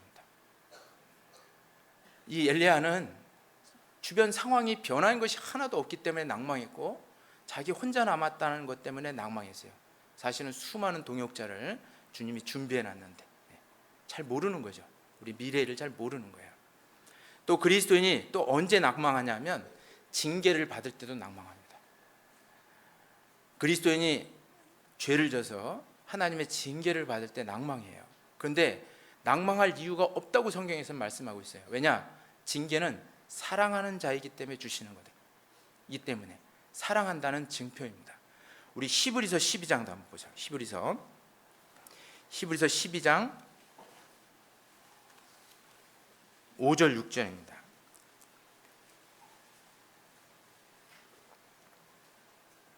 히브리서 12장 5절 6절 펴졌으면 같이 한번 읽어보겠습니다. 또 아들들에게 권하는 것 같이 너희에게 권면하신 말씀을 잊었도다. 일러스되 내 아들아 주의 징계하심을 경히 여기지 말며 그에게 꾸지람을 받을 때 낙심하지 말라. 주께서 그 사랑하시는 자를 징계하시고 그의 받으시는 아들마다 채찍질 하심이니라 하였으니. 자, 여기 그에게 꾸지람을 받을 때 5절 후반에 나오죠. 그에게 꾸지람을 받을 때 낙심하지 말라. 낙심할 수 있으니까 이렇게 말씀했죠. 우리 징계받을 때. 근데 왜 낙심하지 말라는 거예요? 하나님은 사랑하시는 자를 징계한다. 그 사랑의 징표라고 하는 거예요. 그리고 징계를 주는 이유가 뭐예요? 돌이키라고, 그 잘못에서 벗어나라고 주신 거잖아요. 그죠? 결국은 그 잘못에서 벗어나서 하나님이 주시는 의의 평강한 열매, 많은 상급을 그 징계를 통해서 주려고 하는 거예요.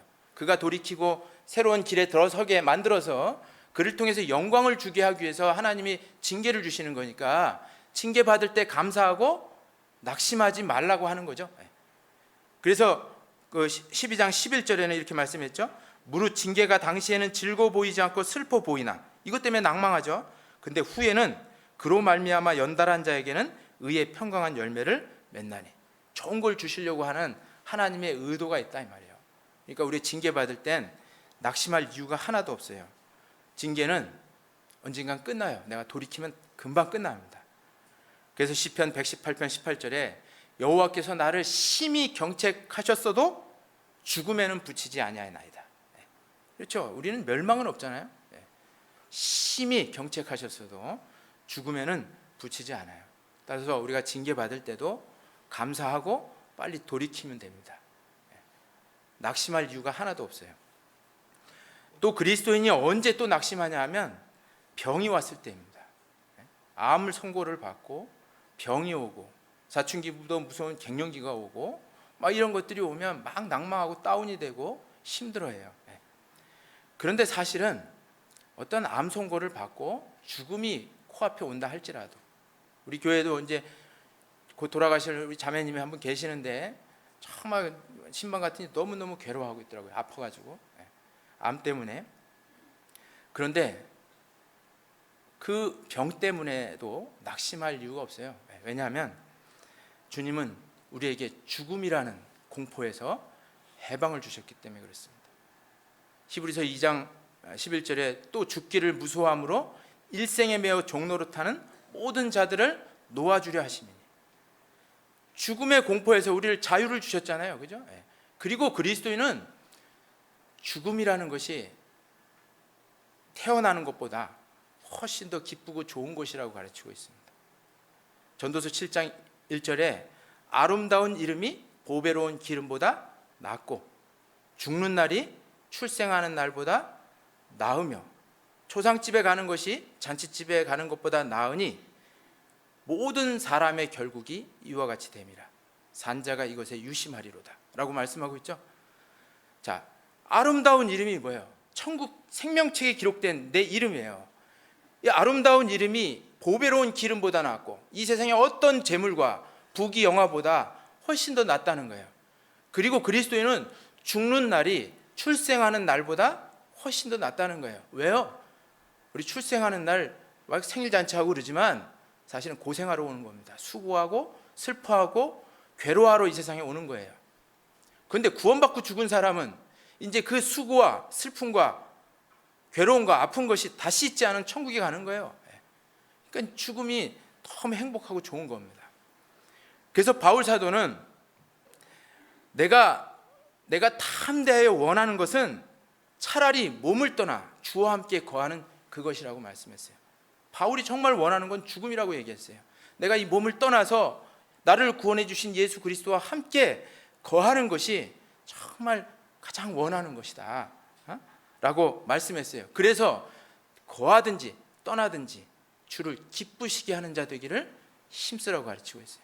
우리가 살든지 죽든지 다 좋은 거니까 하나님이 나를 살려두시는 것은 주님으로부터 주님의 일을 해서 더 많은 하나님의 상급을 받을 수 있는 기회를 주는 거기 때문에 좋은 것이고, 죽는 거는 이 세상 모든 수고와 질고를 뒤로하고 나를 사랑해 주신 주님 만나서 정말 행복하게 살러 가는 것이니까 죽는 것도 좋고, 그래서 거하든지 떠나든지 주를 기쁘시게 하는 자 되기를 힘쓰라라고 고린도후서 5장 8절에 말씀하고 있는 겁니다.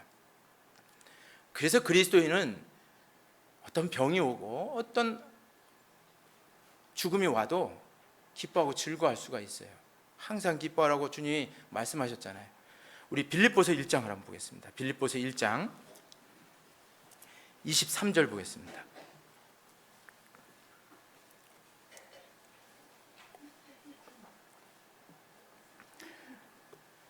빌립보서 1장 23절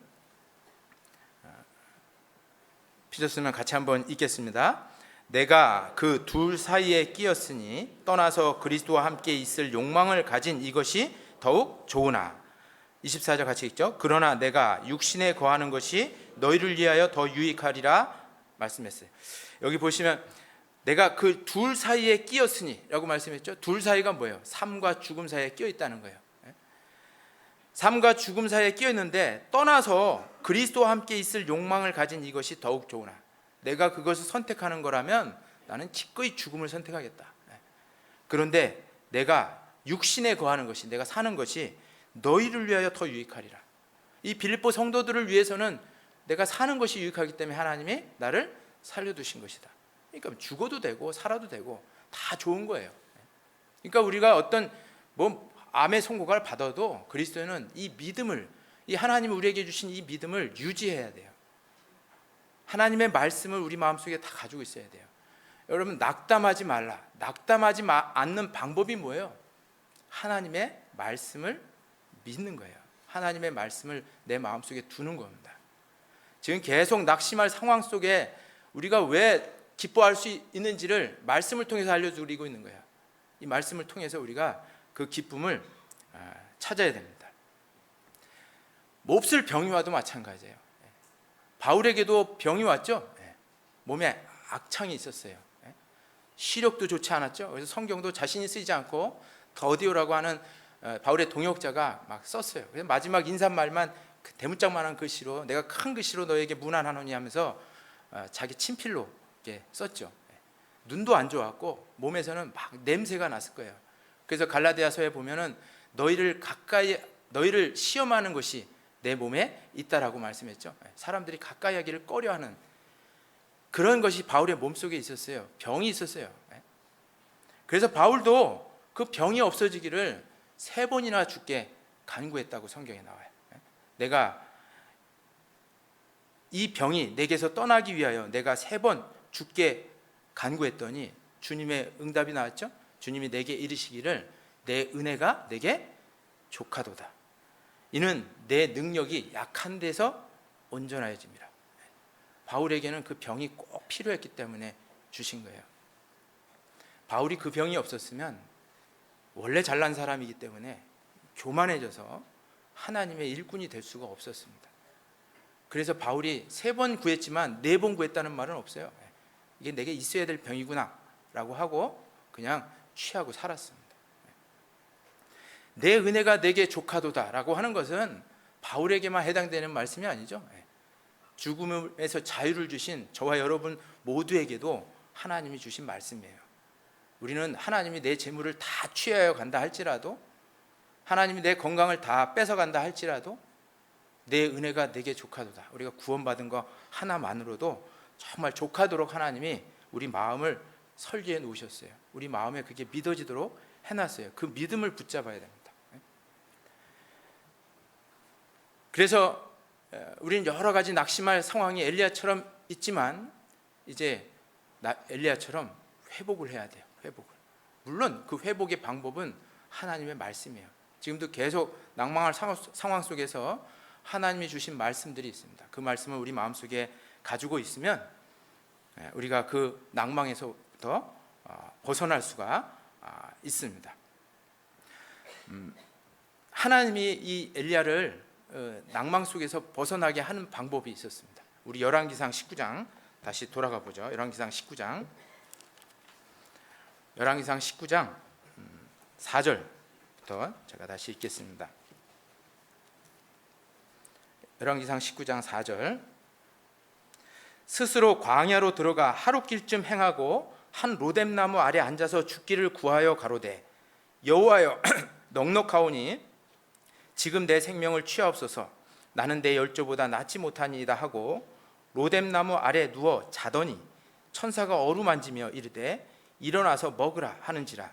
본즉 머리맡에 숯불에 구운 떡과 한 병 물이 있더라. 이에 먹고 마시고 다시 누웠더니 여호와의 사자가 또다시 와서 어루만지며 이르되 일어나서 먹으라. 내가 기를 이기지 못할까 하노라 하는지라. 8절은 같이 한번 읽어봐요. 이에 일어나 먹고 마시고 그 식물의 힘을 의지하여 40주 40야를 행하여 하나님의 산 호렙에 이르니라. 자, 하나님이 이 엘리야를 이 낭망에서 회복시킨 방법이 뭐냐 하면 첫 번째가 누워 자게 한 거예요. 쉰 거예요. 쉰 거. 사실 우리가 이 낭망으로부터 이렇게 좀 벗어나는 방법이 육신적인 휴식과 영적인 휴식이 다 있어요. 육신적인 휴식도 때로는 필요할 때가 있어요.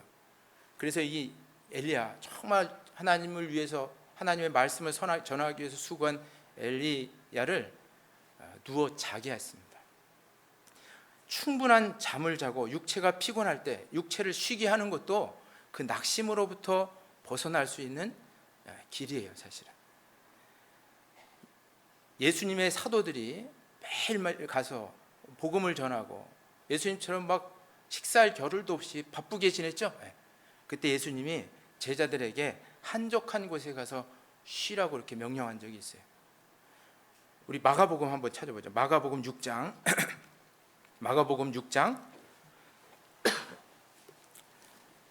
30절 31절입니다.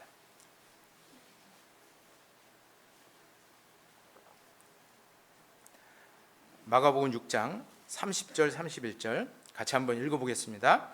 사도들이 예수께 모여 자기의 행한 것과 가르친 것을 낱낱이 고하니 이르시되 너희는 따로 한적한 곳에 와서 잠깐 쉬어라 하시니 이는 오고 가는 사람이 많아 음식 먹을 겨를도 없습니다. 자, 사도들도 또 예수님도 마찬가지예요. 예수님도 마가복음 3장 20절에 동일한 말씀이 나와요. 식사할 겨를도, 오고 가는 사람이 많아 음식 먹을 겨를도 없습니다. 예수님도 음식 먹을 겨를이 없었다고 마가복음 3장 20절에 나와 있고, 이 제자들도 그랬어요. 너무 바쁘게 막 움직인 거예요. 육체가 너무 힘들었던 겁니다.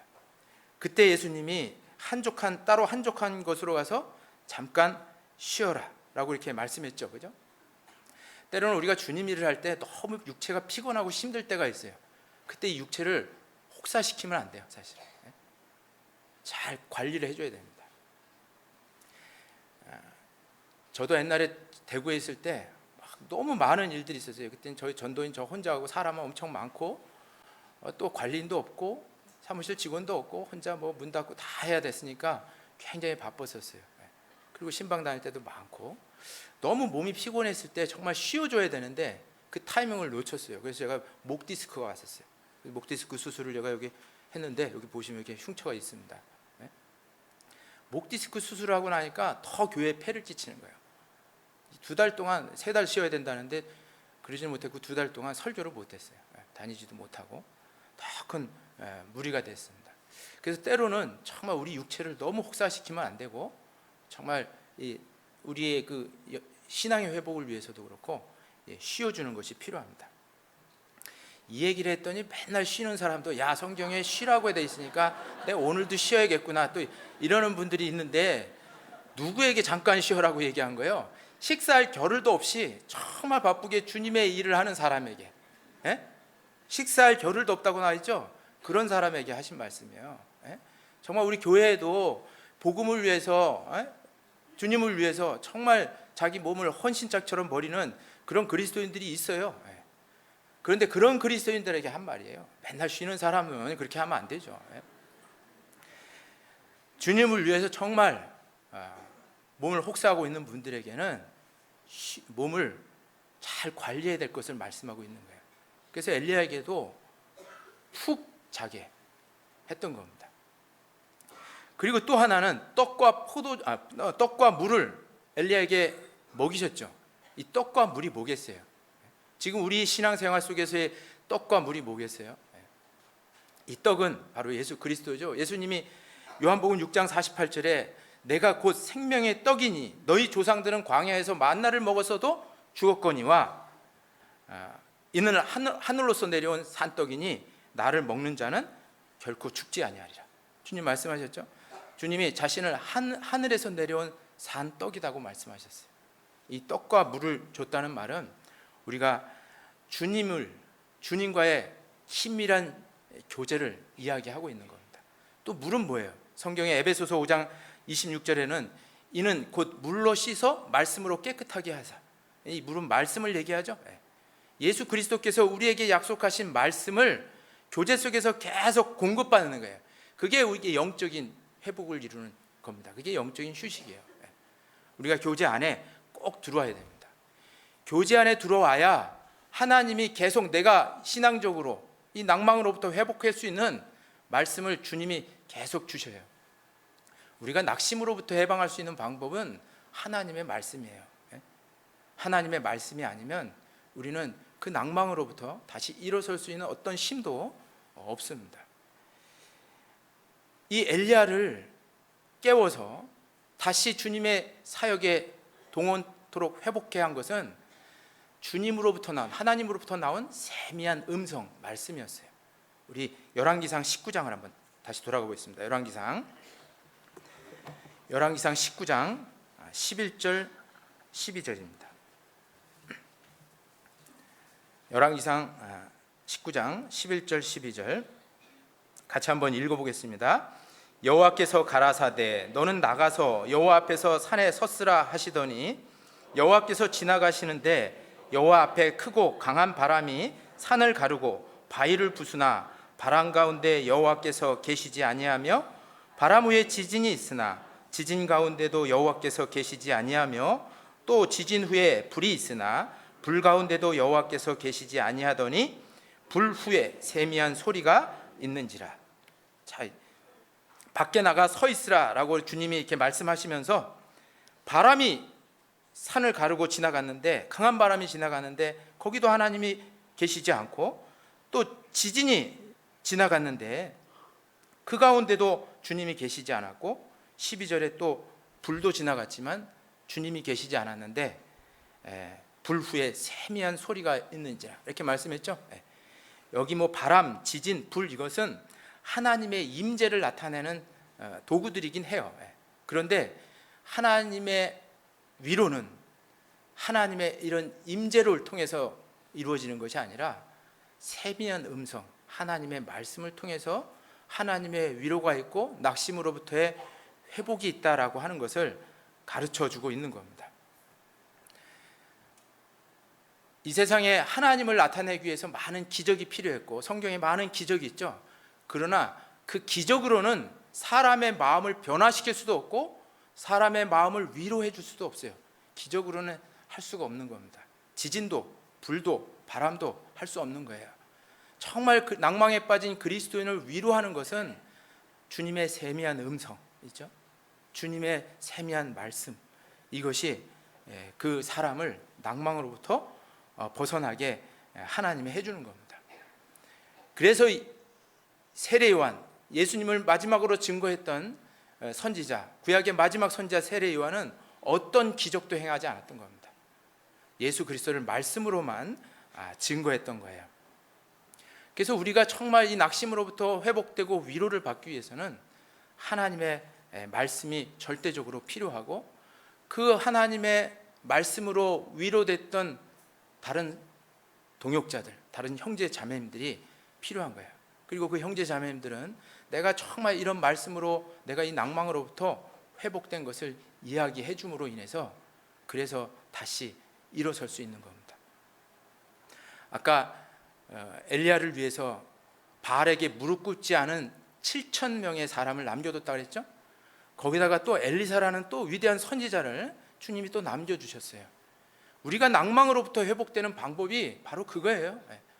하나님은 나의 동역자를 더 많이 두셨습니다. 우리 주변에 복음을 위해서, 주님을 위해서 수고하고 있는 많은 동역자가 우리 교회에도 많죠. 그런 분들의 간증, 그런 분들의 하나님 말씀으로 받은 위로들, 이런 것들이 우리가 낭망으로부터 회복되는 중요한 열쇠다라고 하는 것들을 말씀드릴 수가 있어요. 고린도 후서 1장을 한번 찾아보겠습니다. 고린도 후서 1장, 고린도 후서 1장 3절입니다.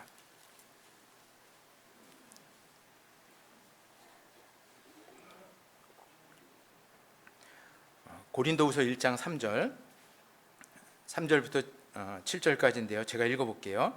찬송하리로다. 그는 우리 주 예수 그리스도의 하나님이시오 자비의 아버지시오 모든 위로의 하나님이시며 우리의 모든 환난 중에서 우리를 위로하사 우리로 하여금 하나님께 받는 위로로서 모든 환난 중에 있는 자들을 능히 위로하게 하시는 이시로다. 여기 하나님은 위로의 하나님이다 라고 말씀하시면서 어떻게 위로하는지를 설명해 놨죠. 4절에 우리의 모든 환난 중에서 우리를 위로하사 우리로 하여금 하나님께 받는 위로로서 모든 환난 중에 있는 자들을 능히 위로하게 하시는 이로다. 먼저 이 환난 속에서 하나님의 말씀을 통해서 위로받은 사람을 통해서 또 다른 사람을 위로하시는 것이 하나님의 방법이다, 이렇게 말씀하고 있죠. 그러면서 5절에 그리스도의 고난이 우리에게 넘친 것 같이 우리의 위로도 그리스도로 말미암아 넘치는도다. 우리가 환난 받는 것도 너희의 위로와 구원을 위함이요 혹 위로받는 것도 너희의 위로를 위함이니 이 위로가 너희 속에 역사하여 우리가 받는 것 같은 고난을 너희도 견디게 하느니라. 자, 바울 사도와 그의 동역자들이 많은 환난 가운데서 주님으로부터 말씀의 위로를 받았어요. 그 위로는 그 위로를 하나님이 왜 주셨느냐? 바로 동일한 고난을 받고 있는 고린도 성도들을 위로하기 위해서.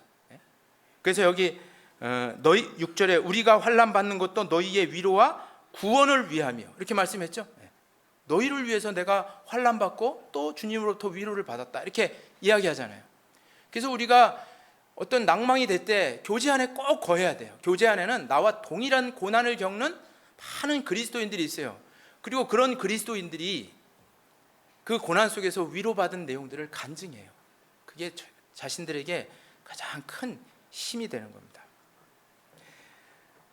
하나님께 무릎 꿇지 않은, 바알에게 무릎 꿇지 않은 7천 명의 선지자를 주님이 예비하신 것처럼 내 고난 속의 어려움들, 또 낭망으로 인한 실망들, 이런 것들을 위로할 많은 동역자들이 우리 주변에 있다는 거예요. 그래서 교제가 꼭 필요한 겁니다. 그러면 그들을 통해서 하나님이 우리 자신들을 위로해 줘요. 그리고 내가 받는 고난이 제일 큰 것이 아니구나라고 하는 것을 깨닫게 됩니다. 나보다 더 큰 고난과 어려움과 힘든 상황 속에서도 꿋꿋이 항상 기뻐하고 또 기뻐하는 그런 그리스도인을 만날 수가 있어요. 어려운 가운데서도 더 열심히 주님을 위해 살아가는 그리스도인들을 볼 수가 있습니다. 그것이 나의 위로가 될 수가 있어요. 나는 정말 아무것도 아니구나 라고 하는 것을 알 수가 있습니다. 이게 큰 위로가 돼요. 우리 둘째 아이가 병에 걸렸을 때 병원에 입원해서 이제 좀 안병동, 정말 소아 안병동에 이렇게 갔는데, 아니 우리 아이는 그 다른 환자에 비하면 너무너무 건강한 거예요. 뭐 감사가 되더라니까요. 더 어려운 환경 속에 있는 사람들이 있다는 것을 알게 됐어요. 또 교회 속에서도 마찬가지예요. 교회 속에서도 우리 아이 병 때문에 내가 힘들어하고 고난받는 거를 이렇게 형제 자매들이 간증하니까, 아이고 목사님은 계획 조금 뭐 골수 이식하고 수술하면 다 날 거 아니에요. 내 아이는 평생 내가 데리고 있어야 됩니다. 근데 그 형제님 아이가 어떠냐면 중증 장애인이에요. 혼자는 도저히 움직일 수도 없고 그냥 수발해야 되고, 그리고 또 정신도 아주 지능이 낮아서 너무너무 힘듭니다. 그 아이를 평생 동안 죽을 때까지, 그 아버지 엄마가 죽을 때까지 케어해줘야 되는 어린아이가 있어요. 장애인 어린아이가. 그 형제님이 저한테 그런 얘기를 하니까 정말 반성이 되더라니까요. 나는 이제 수술하면 금방 날 텐데 이런 것 때문에 내가 힘들어하면 안 되지. 근데 이 형제님은 죽을 때까지 그 아이를 케어해야 되는 거 아니에요? 돌보아주고. 그러니까 뭐 아무 얘기를 못 하겠더라니까요. 큰 위로가 되더라고요. 근데 나중에는 이제 역전이 됐죠. 우리 아이가 천국에 갔으니까. 천국에 가고. 그래서 제가 그 형제님한테 얘기했어요. 이제 거꾸로 됐어요. 형제님, 그런 아이라도 옆에 있으니까 참 좋은 거죠. 없으면 참 더 아픈 점들이 많이 있다라고 이렇게 얘기하니까 그 형제님이 수긍을 하더라고요. 또 막. 그러니까 사실 우리 주변에 있는 형제 자매님들은 서로 위로받고 위로해 줄 수 있는 많은 분들이 우리에게 있다라고 하는 거예요. 우리 주변에도 마찬가지고. 우리 고린도후서 7장을 한번 보고 뒤로 보시죠. 고린도후서 7장 4절에서 7절입니다. 고린도후서 7장 4절에서 7절 제가 읽어볼게요. 4절. 내가 너희를 향하여 하는 말이 담대한 것도 많고 너희를 위하여 자랑하는 것도 많으니 내가 우리의 모든 환난 가운데서도 위로가 가득하고 기쁨이 넘치는도다. 우리가 마게도냐에 이르렀을 때에도 우리 육체가 편치 못하고 사방으로 환난을 당하여 밖으로는 다투며 안으로는 두려움이라. 6절 7절은 같이 한번 읽겠습니다. 그러나 비천한 자들을 위로하시는 하나님이 디도의 오므로 우리를 위로하셨으니 저의 온 것뿐 아니요 오직 저가 너희에게 받은 큰 위로로 위로하고 너희의 사모함과 애통함과 나를 위하여 열심 있는 것을 우리에게 고함으로 나로 더욱 기쁘게 하였느니라. 자, 이 말씀은 바울도 많은 어려움과 고난 속에서도 막 낭망하고 힘들어했을 때 정말 큰 기쁨이 뭐냐, 디도라는 동역자가 바울에게 온 거예요. 그리고 바울에게서 무슨 얘기를 했냐, 고린도 성도들이 바울을 위해서 기도하고 고린도 성도들도 바울과 같은 그런 어려움을 겪고 있다. 그러면서도 바울을 위해서 열심히 기도해주고 바울을 위로해 주는 것, 이게 큰 자기의 위로가 됐다. 이렇게 말씀하고 있는 거잖아요. 그래서 우리도 우리 주변에 정말 나와 동일한 고난을 겪고 있는, 아니 나보다 훨씬 더 큰 고난을 겪고 있는 형제 자매님들이 계시다는 거예요. 그리고 그분들의 기쁨과 위로를 들으면 정말 내 마음속도 큰 기쁨과 위로가 되고 어떤 낭망에서도 일어날 수가 있다라고 하는 것을 알려주고 있는 겁니다.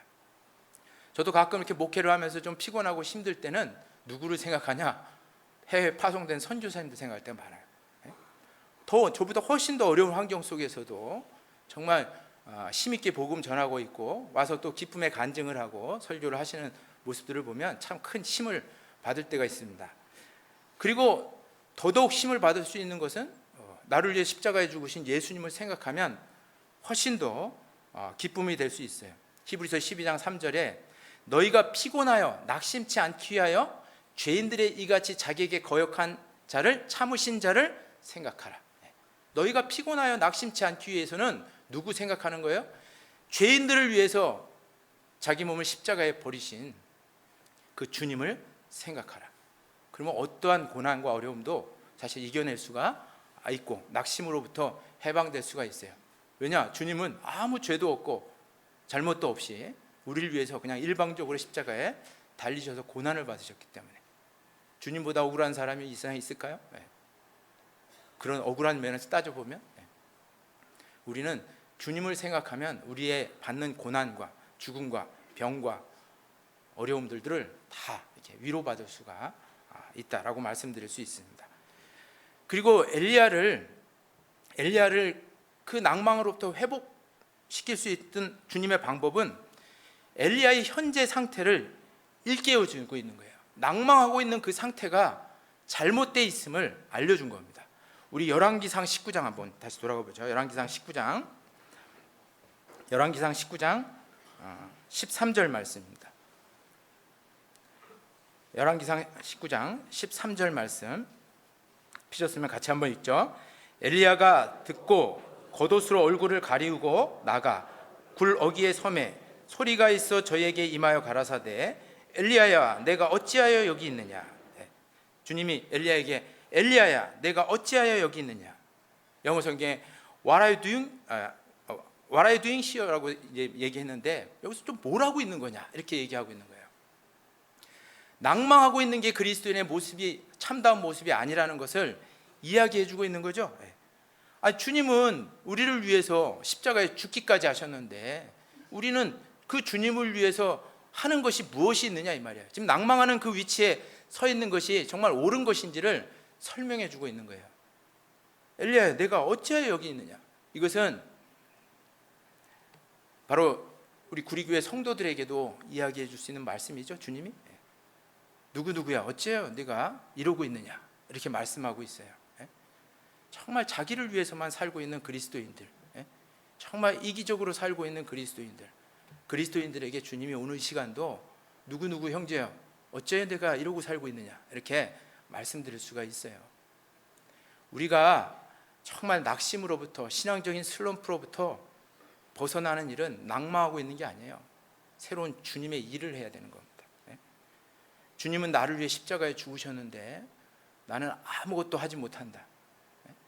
이거는 주님이 나에게도 묻는 질문일 수가 있어요. 내가 어찌하여 여기 있느냐? 내가 어찌하여 지금 이러고 있느냐? 내가 어찌하여 이렇게 살고 있느냐? 이렇게 우리 모두에게도 질문할 수 있는 겁니다. 그리고 이 엘리야에게 하나님이 새로운 사명을 주신 거예요. 새로운 사명이 뭐예요? 여기 15절에 보면 15절에 제가 읽어볼게요. 여호와께서 저에게 이르시되 너는 내 길을 돌이켜 광야로 말미암아 다메섹에 가서 이르거든 하사엘에게 기름을 부어 아람 왕이 되게 하고 너는 또 님스의 아들 예후에게 기름을 부어 이스라엘 왕이 되게 하고 또 아멜몰라 사밧의 아들 엘리사에게 기름을 부어 너를 대신하여 선지자가 되게 하라. 자, 이 낭망한 이 엘리야에게 다시 회복시킬 수 있는 방법이 뭐였습니까? 새로운 사명을 주신 거예요. 내가 어찌하여 여기 있느냐? 자, 지금도 낭망하고 있는 우리 형제 자매님들에게 말씀하시고 있을 거예요. 또 신앙생활을 시원치 않게 하는 형제 자매들에게 말씀하고 있을 거예요. 내가 어찌하여 여기 있느냐? 내가 어째 이렇게 살고 있느냐? 예? 근데 이 문제를 해결할 수 있는 방법이 뭐예요? 주님을 위해서 일을 하는 거예요. 예? 일하는 그리스도인에게는, 계속 주님을 위해 살아가는 그리스도인에게는 낭망이 있을 수가 없습니다. 예? 왜 우리가 낭망합니까? 한가하기 때문에 그런 거예요. 예? 한가하면 이 세상 염려들 때문에 낭망하고 실망합니다. 여러분, 직장생활 오래 하다가 은퇴하신 분들 있잖아요. 그래서 아무 일도 하지 않는 분들, 어찌 보면 되게 편하고 좋을 것 같지만 조금 있으면 병이 와요. 왜 그런 줄 아세요? 아무 일도 안 하기 때문에 그런 거예요. 사람은 종신토록 수고해야 땅의 소산을 먹게 하나님 이 세상에 만들어 놨잖아요. 일을 해야 돼. 일을. 직장을 은퇴했어도 일을 해야 됩니다. 그래야 안 늙어요. 그래야 더 오래 살 수 있습니다. 근데 아무 일도 안 하고 있으면 더 빨리 병이 옵니다. 근데 하나님은 우리 그리스도인에게 평생 직장을 주셨어요. 그게 교회예요. 평생 할 일을 주셨어요. 그게 전도의 사명이에요. 봉사합니다. 평생 할 일을, 그 일을 해야 돼요. 이 엘리야에게 주님이 하사엘에게 기름을 부어 아람 왕이 되게 하고, 예후에게 기름 부어 유다 왕이 되게 하고, 엘리사에게 기름을 부어서 네 대신 선지자가 되게 하라. 새로운 일을 이제 그 뒤에 보면 하죠. 엘리야가. 그러면서 자기가 신앙에서 낭망으로부터 다시 회복되는 것을 볼 수가 있습니다. 여러분, 자전거는 계속 타고 가야 안 쓰러지는 거예요. 계속 페달을 밟아야 안 쓰러지지, 정지하고 서면 쓰러져 버립니다. 그리스도인이 그래요. 그리스도인이 주님을 위해서, 주님 맡긴 사명을 위해서 계속 일할 때 실족하지 않는 겁니다. 그래서 어찌 보면 막 열심히 봉사하고 하는 분들이 더 든든히 서 있고, 나중에 충분한 위로를 주님으로부터 받고 다시 신앙이 서요. 이리 빠지고 저리 빠지고 자기 육신의 하나를 위해서 살아가는 그런 사람들, 주님이 내가 어째 여기 있느냐라고 말하는 그런 사람들이 더 낭망하고 이 세상에 좌절을 받고 회복될 수가 없는 겁니다. 그래서 오늘 말씀은 우리 엘리야를 통해서, 열왕기상 19장 이 엘리야를 통해서 낭망에 빠진, 낙심에 빠진 이 엘리야를 어떻게 주님이 회복시켜 주셨나. 물론 정말 이 환경이 아니라 주님이 약속하신 말씀을 통해서 위로받고 또 회복하고, 그리고 또 주님의 일을 다시 시작하는 겁니다. 오늘 말씀 마치고 같이 기도하겠습니다. 사랑이 많으신 거룩하신 주님, 저희를 구원해 주셨을 뿐만 아니라 주님 역사하는 교회 안에 두셔서 저희를 주님의 인격으로, 주님의 성품으로 다듬어 주시고 귀한 복음 전할 사명 주신 것 감사합니다. 이 땅에서 주님의 일을 하면서 엘리야처럼 낭망할 때가 있고 낙심할 때가 있지만, 주님의 말씀을 되새기게 해주시고 주님의 말씀이 내 마음에 큰 위로가 되게 해주셔서 다시 일어설 수 있는 마음을 주시고 다시 주님의 일을 할 수 있는 그런 마음을 허락해 주시기를 간절히 원합니다. 다가오는 학예 수양회 또 7교구 전도 집회 때 우리 성도들 전심전력해서 복음을 전하는 가운데 더 풍성한 하나님의 역사가 나타나고, 그 중에 우리의 사랑하는 가족들이 꼭 구원받고 이 교제에 함께할 수 있도록 도와주시기를 원합니다. 나머지 교제의 시간도 주님의 거룩한 손에 의지하며 예수님의 이름으로 기도합니다. 아멘. 찬송가 하겠습니다. 찬송가 406장.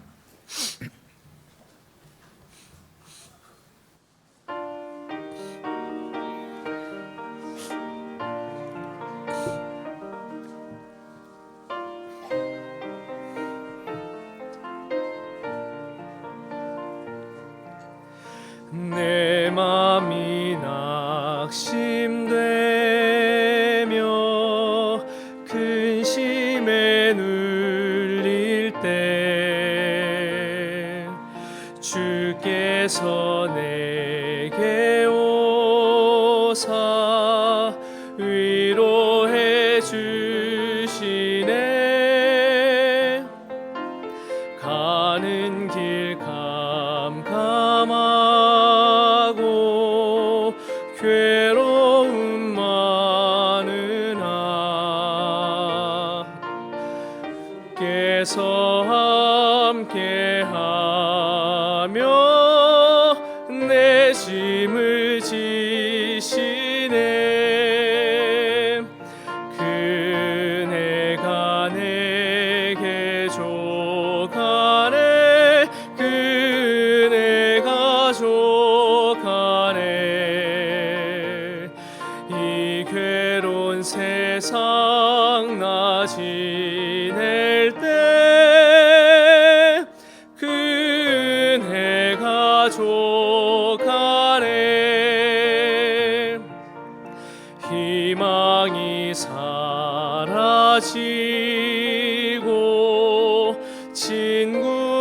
버릴 때 주에게 속삭이며 새 희망 주시네. 싸움이 맹렬하여 두려워 떨 때에 승리의 왕이 되신 주 음성 들리네. 그네가 내게 족하네. 그네가 족하네. 이 괴로운 세상 나 지날 때 그네가 족하네. 번민이 가득 차고 눈물이 흐를 때 주 나의 곁에 오사 용기를 주시네. 난이 닥쳐와서 슬픔에 잠길 때 주님의 능력 입어 원수를 이기네. 그네가 내게 족하네. 그네가 족하네. 이 괴로운 세상 나 지날 때 그네가 족하네.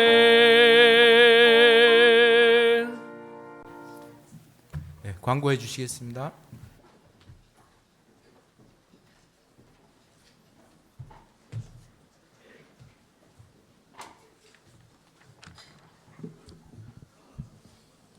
광고 드리겠습니다. 목사님 아까 말씀하셨는데요. 저희가 7교구 집회가 7월 1일부터 계획되어 있습니다.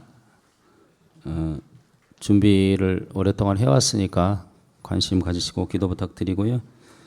내일부터 담임 목사님 또 창원교회 멀리 집회 인도하러 가십니다. 가고 오는 길 잘 다니시도록 많은 기도 부탁드립니다. 그 다음에 하계수양회 2차로 7월 24일부터 27일까지 계획되어 있는데 이번 달까지 1차 사전 접수하도록 하겠습니다.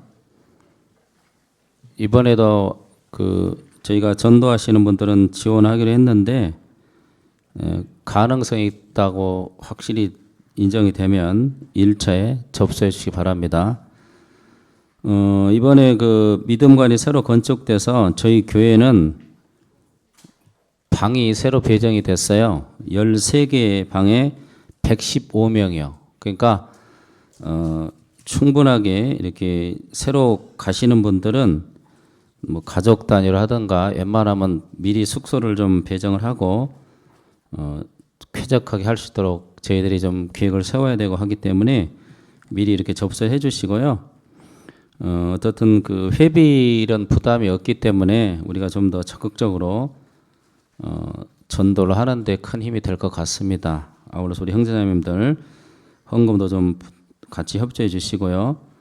이번에는 꼭 올해부터는 좀 전도하는데 매진했으면 좋겠다 생각이 들고 저희가 2차이기 때문에 7차까지 얼마든지 전도해서 이번에는 모시고 가면 다 구원받을 수 있을 것 같습니다. 꼭 좀 미리미리 준비하시고 기도하시기 바랍니다. 그 다음에 국립 충청국악원 공주지 서명 오늘 마감하도록 하겠습니다. 지금 한 350명 이상이 서명을 했기 때문에 혹시 못하신 우리 형제님들 계시면 1층에 서명하는 것이 있기 때문에 서명하시고요. 구역자님들 또 조자님들 그 서명지를 가지고 계시면 식사하시고 바로 사무실로 다 제출해 주시기 바랍니다. 오늘 마감하도록 하겠습니다. 오늘부터 수요일까지 전국 대학생 여름 수련회가 있고요. 오늘 모임, 부서 모임, 친교부 이사구, 환미부, 연합 모임이 계획되어 있습니다. 아울러 상담 지원부 모임이 있고요. KT, IPTV 가입협조. 저희 10건 목표 받았는데 9건 됐답니다. 한 건 이상.